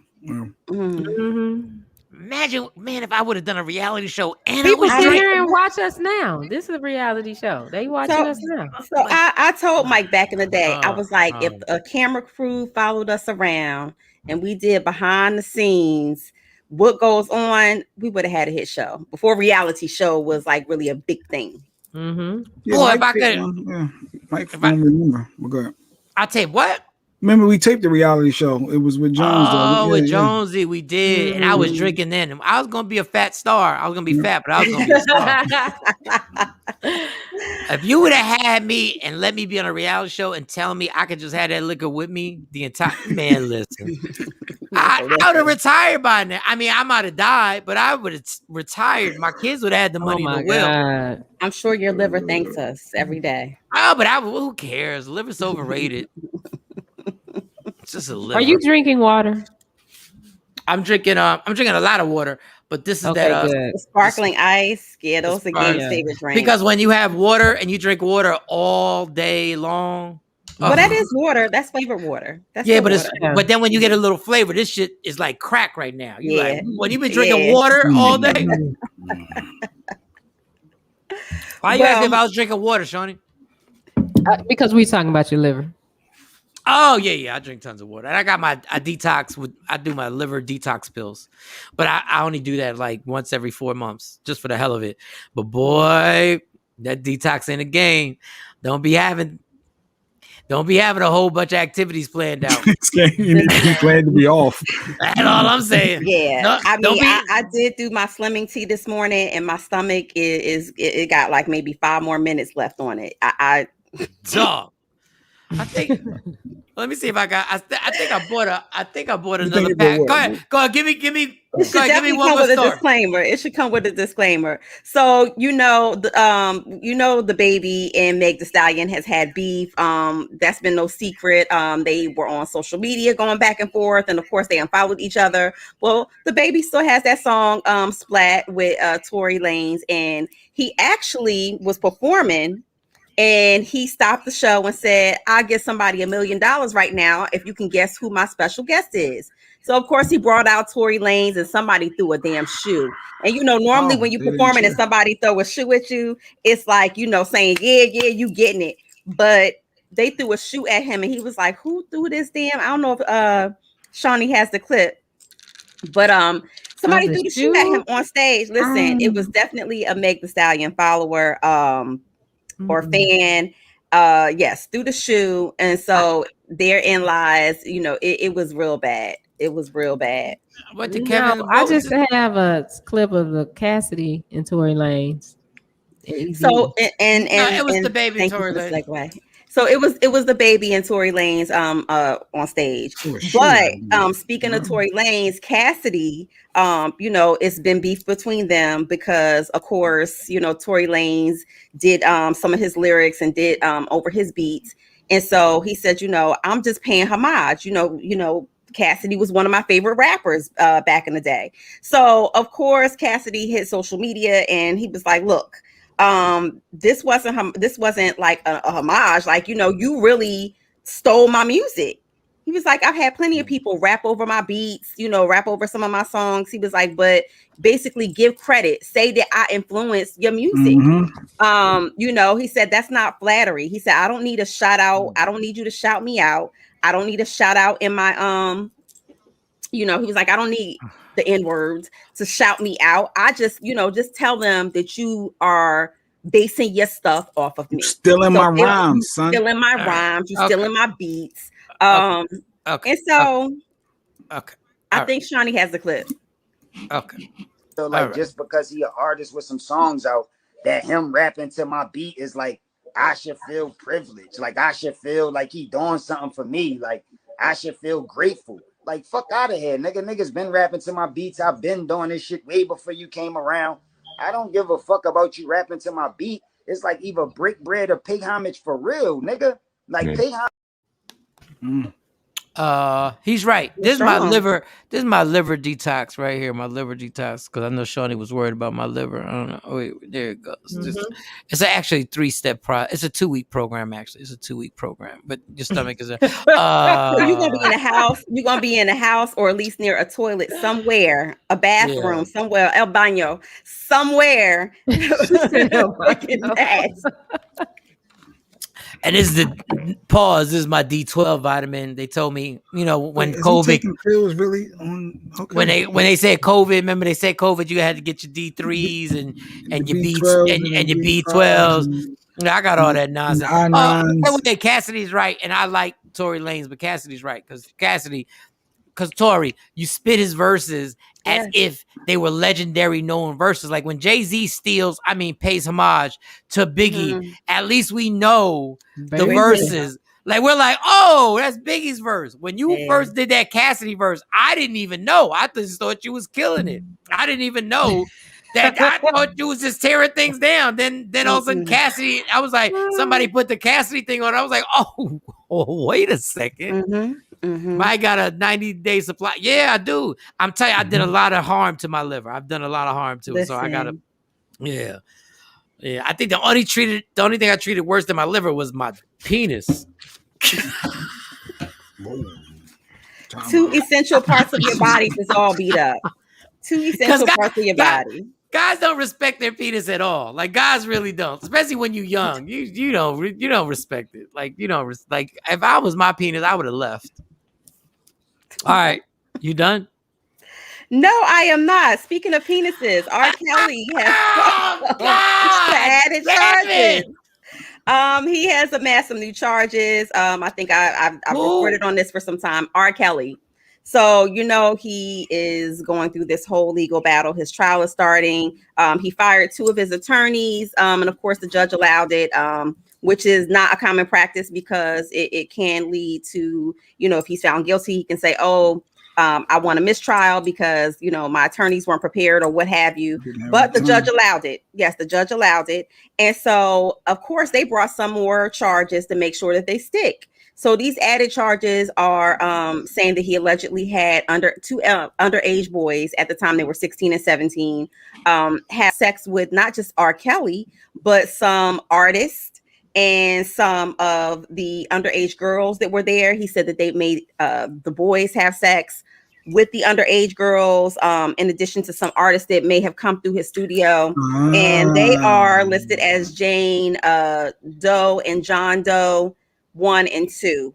So wait, so not necessarily R. Kelly having sex with the little boys. It was the little boys having sex with other, like that's. No, he's saying in addition. So R. Kelly, they're alleging that R. Kelly had sex with these two underage, a sexual relationship with these two underage boys. In addition to he made them have sex with underage young girls that he had. Jay was trying to clear his name. Jay was like, so let me clarify what you said. I felt like Jay was on his legal team or something. Like, did I miss something? Because I just don't see R. Kelly having sex with little boys. I just don't see it. Like, you don't see it? You looked at R. Kelly that closely? You looked at really? No, meaning over the years, you just never heard any inklets of that. We heard about the young girls all the time. We never heard anything about little boys. That's why I was like, wait, where did this coming from? And they saying just so it can stick. So y'all making this up just so it can stick? Well, this is actually, they've actually put them in a legal document. Of course, their names have been hidden, but because they're considered victims. So he is, in addition to, they are saying that he did have sex with these young boys. They were 16 and 17 at the time, and they are bringing this to trial. They're adding this to the trial. I'm not playing no more. Get him on the stand. Let's get these questionings going. And R. Kelly's going to go to jail. Number one, I think simply because he did it, but we're not sure. And number two, because unfortunately, R. Kelly's dumb. I'm going to let that just settle, y'all. He's a musical genius, but damn it. Oh, Tam said the pill. Oh, you ain't see my pill box. Oh, y'all think I'm a game. Y'all should see my pill box. The old man. Wait, he got the old man pill box. Do you sort your medication like on Sundays to prepare for the whole week? Well, why you asking that? He legit does that. Wait, what? I was joking. I was joking. I didn't know that he was at that age where he has his pill, like a pill calendar. He says, Mark says R. Kelly stated in the past his older brother molested him. Yes, he did. He did state that. And as we know, a lot of times, not all the time, but sometimes abuse. When I tell y'all a dude got a chemical imbalance, that practice. These are the pills. They're not in there right now. That's not a weekly calendar. That's a monthly. You got a monthly pill box. What the hell is that? When you leave rehab and they got to tell you, this is the month. I got to re-up. And now I got a different hookup because I ain't got the health insurance I used to have. So I got to go through got that Cobra. You got that Cobra? No, go ahead. Yeah, that nonsense. Stop playing. So I gotta fill this up. So when my chemical imbalance, I gotta fix it with this. But this is when it's not really old. This is just when therapy didn't work the way it should. They were like, after therapy, they was like, yeah, we're gonna have to give you this medicine because you still think you right. you still think you right, Mike. You still think you right. That therapist looked at me like, you really do. You think you're still right. And I was like, yeah, I realized Jay Black needs to talk to somebody because Jay Black be talking on here the same way I be talking to my therapist. We all know that Jay Black thinks that his Jay Black isms are always correct. Don't put me in his boat. I don't need the 30-day collection. No, I call it Michael Shawn's world, and then I call it Jay Black isms because there's always a Jay Black theory behind some of the things that Jay Black says. What is Kevin talking about? What is Kevin talking about? Shaquille O'Neal gets alkaline water stake and branding pack. Majority shareholder team. See if you can get Shaq on the show. Do you know Shaq, Kevin? I know somebody who I do know somebody who knows Shaq, but I guess I know somebody who smashed Shaq, but I don't. Shaq person. Oh, yo, call Bob Sumner. Get Bob Sumner's information. Get me booked. He was out here in Dallas. Shout out to Bob Sumner. Shout out to him. You got another story? I do. So we're talking about penises, Michael Shawn. I got another one. Lil Nas X. He's staying in trouble. His penis it's his penis that's getting him in trouble. He has put out a video that's inspired by gel and the things that go on where they say don't drop the soap in the shower. And so he has a lot of naked male bodies in here, and of course the private part is blurred out.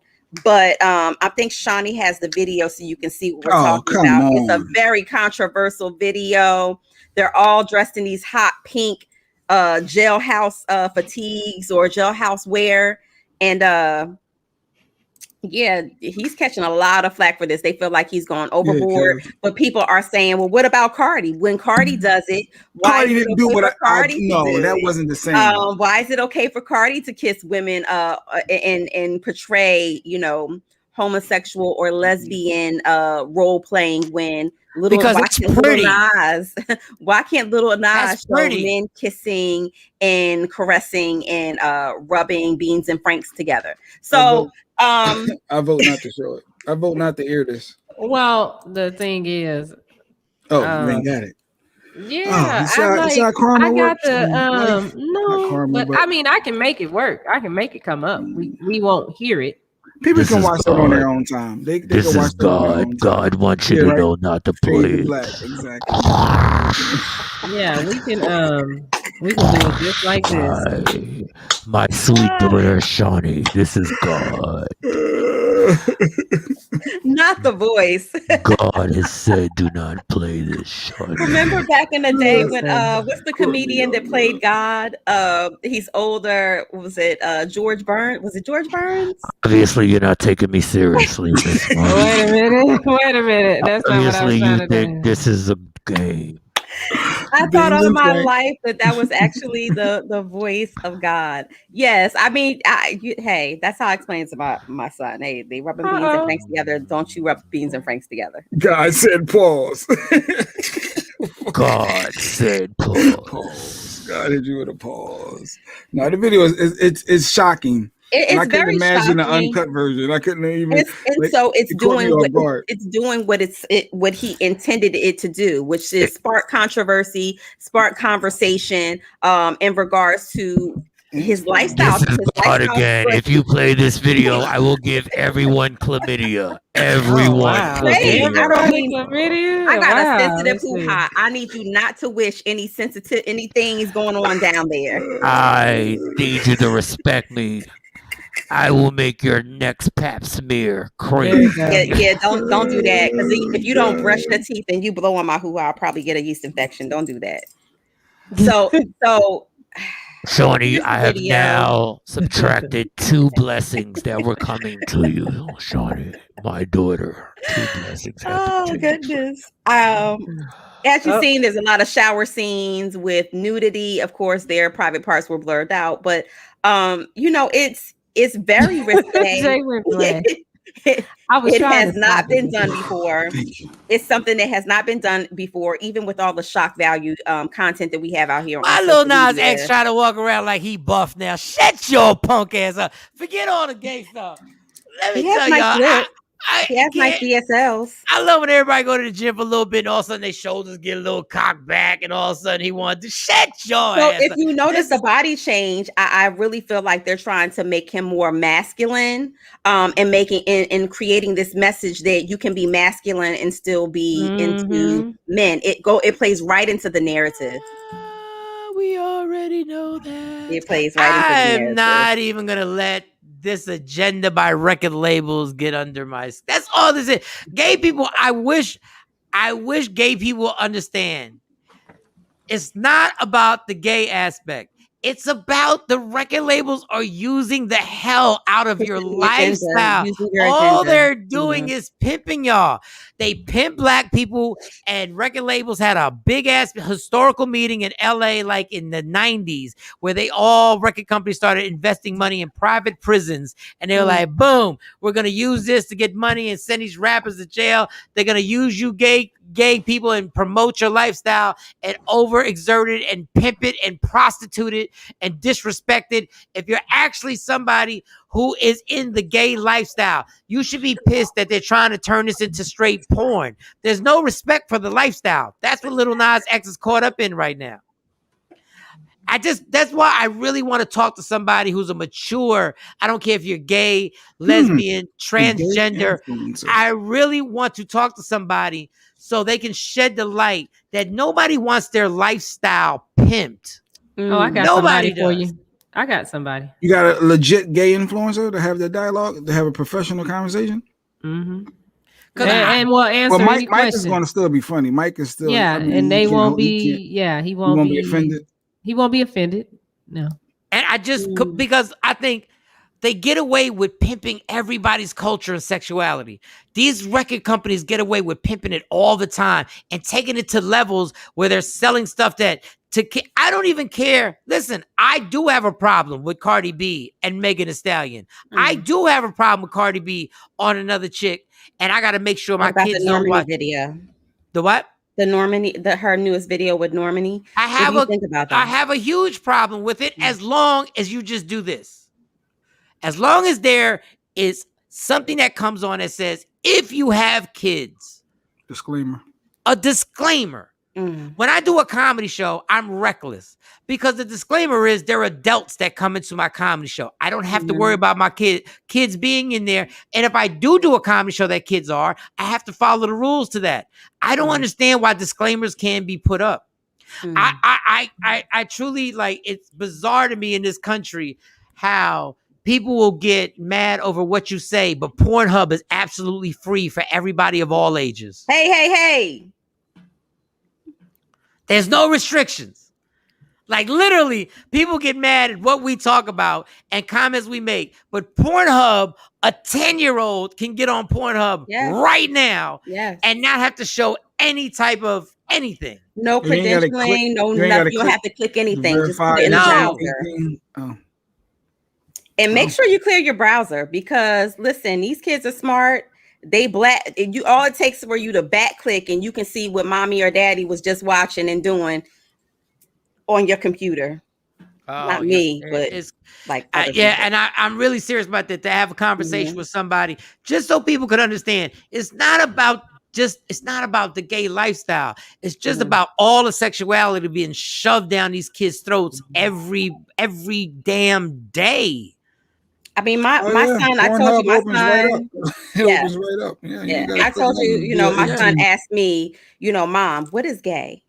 And I was like, happy, the sun, and he was like, no, the other word, because we're working on double meanings. My son is on the autism spectrum, so we're talking about double meanings. So what I said wasn't good enough for him, so he went to his phone. He said, Siri, what is gay?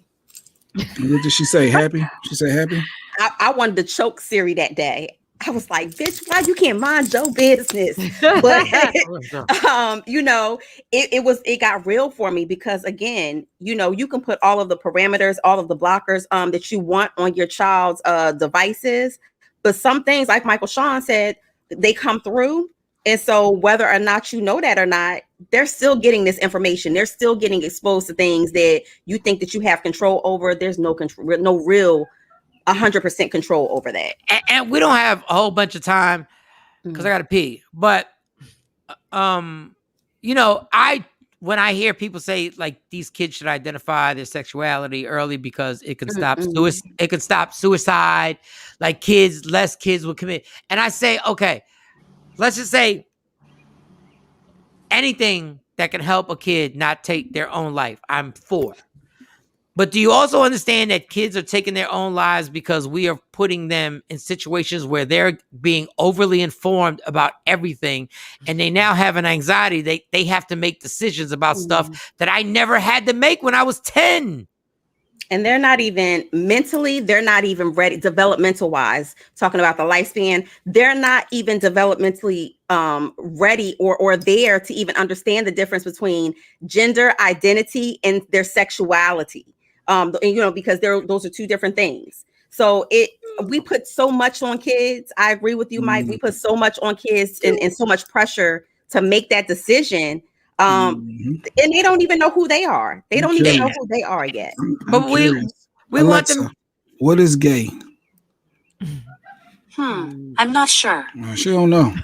That's the funny thing. Alexa. That's the bitch who mind her business. That's Siri. Siri, No. she's Alexa, the most what does gay mean? Siri, As you a gotta noun, ask. gay can mean someone who is sexually attracted to persons of the same sex. As an adjective, gay can mean bright and pleasant, promoting a feeling of cheer. So it's two. She got two. She had two. Right. No, So why your Siri's voice sounds sexier than mine? I want that hoe. Siri, say my name. Say my name, Siri. Say Michael Shawn, Siri. I'm about to turn Alexa, my phone. say Michael Shawn. Why you keep asking Alexa? I pronounce that Michael Jean, but I'm always working on how I say things and I might not have it right. She don't know you. She don't know you. Because I got Alexa. That's why I don't got Siri. I got an Android. Oh, I'm team that's Android. right. Yeah, he has the Android. Oh. Mine is all through Alexa. Yeah, maybe Alexa, what you got on? Alexa, what you got on? Alexa, what are you wearing? Yes. They don't make clothes for me. Might be your seed. She might be your seed. See, this robot thing is crazy. This is crazy. Alexa might be your We got to talk about the robot. We got to talk about the robot. We got to talk about these robots and how these guys is dating robots and actually together with robots, and they are making their insides of their body crazy. Go ahead, Jay. And you know what else I want to talk about? Me and my wife got into this deep, heated difference. Do y'all ever not have a deep, heated conversation? Like every conversation, but it was something is on a different topic, but about when you're graduating from high school and you're an adult and you're still living at home, should you help show responsibility by paying something towards a bill, or should you be able to be laid up and be in the house, not paying anything, but you're out of school, you're going to work, getting your money, keeping your money? Like it literally got into a nice heated conversation. But when they graduate, after you graduate from high school, you're out of school, you're the adult, and they're you're working. 18. You're working, you got 18? your own job. Should you be helping to pay something to teach you how to manage your money? Absolutely. Or should you be able to build your money and build generational wealth and all that crap that they say? Or whatever. I'm not saying take all of the money. Day. Yeah, I'm not saying take all the money, but Jay Black, I'll let you know, at 15, I had a job and my mom and dad was like, you're going to pay your own car insurance. At 15, they could have paid it. But they was like, you're going to pay your own car insurance. And I don't know about y'all, but I laid my ass up and I turned out just fine. God damn it. The first bill I ever paid, I wanted a car. My dad said, well, if you get a job, I'll co-sign for it. I laid up. I ain't never paid not one nil bill in my house ever. So you're one of them slackers, 20-some years old, living at home with your parents, not even helping them with the water bill. No, not if you're doing something. No. Mike was pursuing his career. Mike was focused and trying to pursue his career. I wasn't. Oh, you wasn't? Let me tell you how trifling I was. After I got divorced and then I got the radio job, I moved back in with my mom. I think I was making like $70,000 and I was still in the bedroom in my mom. In a twin bed, staying in hotel rooms all the time, living. Dude, I was making $70,000, I think, something like that. I was coming, and I was doing clubs every week. I was coming. I would be out for like 3 days and come home to my twin bed. I still had a poster on my wall. Like, wow. I can't. Like, no, mom, story. My mom might have washed my clothes. My mom might have washed my. I put a lot of clothes in the dry cleaner. You have a good mom, so I'm pretty sure she was washing something. I remember because your mom's good like that. We'll get an expert. Go ahead. No, real quick. My dad had this. He had some investments, and back then when you switched out investments, it wasn't as sudden as it was now. Like you just get them, you get the money out. Like if you get, so it was like it was like it took some time. It took like 5 or 6 working business days. And my dad came up to me My dad said, "You little motherfucker, I need $12,000 for 6 days, and I know you got it." I was sleeping in a twin bed. Run me that money. Run me that money. Go to that PNC bank. And I went and gave it to him. I was like, yo, I'm the worst. But I wasn't trying to use them. It's just nobody ever asked. Nobody ever asked me. Like, everything was good. Like, my dad had a good job. My mom had a good job. Like, so nobody ever asked. You're more mature, and you know that in that situation, you should, but it teaches managing money. Mike just had a $739 bill that he didn't pay. I don't know if they taught him how to manage his money properly. If he was paying them bills early on, don't bring that back up, Jay. Look at you, dog. It is what it is. It all turned out right. Mike, you had the BBD on your. He had Stacey Lattisaw. I forget like that on his wall. It was a hip hop poster that I never took down. It was some hip Salt hop. and Pepper. It might have been. It might have been KRS-One. It was some controversial poster I had up there. Enemy. That Public Enemy one. Yeah. Literally, I was so spoiled that my top drawer, I would put stuff in there and I assume my mom would never look. So it could be like, back in the day, a chick might, all y'all got these pictures that get DM'd and y'all so spoiled. Y'all get pictures on your phone and all that stuff. When a chick would give you a Polaroid was crazy. And I remember I had a gang of Polaroids, right? I don't even know how I got, because I wasn't even on the radio when I got the Polaroids for these shits. I don't even know how I finagled chicks to really personality. It had to be to give me Polaroids. So I had a stack. I had a collection of Polaroids, and every once in a while I would just look in there and be like, "Look at that! That I was killing them back then." So when I moved out, I never cleared none of that out. So when I finally moved out, I went to my room and I was like, "The Polaroids are gone," and I was like, my mom saw all the hoes. And I went downstairs. I was like, "So you clean my room?" She said, "Yes." And I saw all those disgusting women.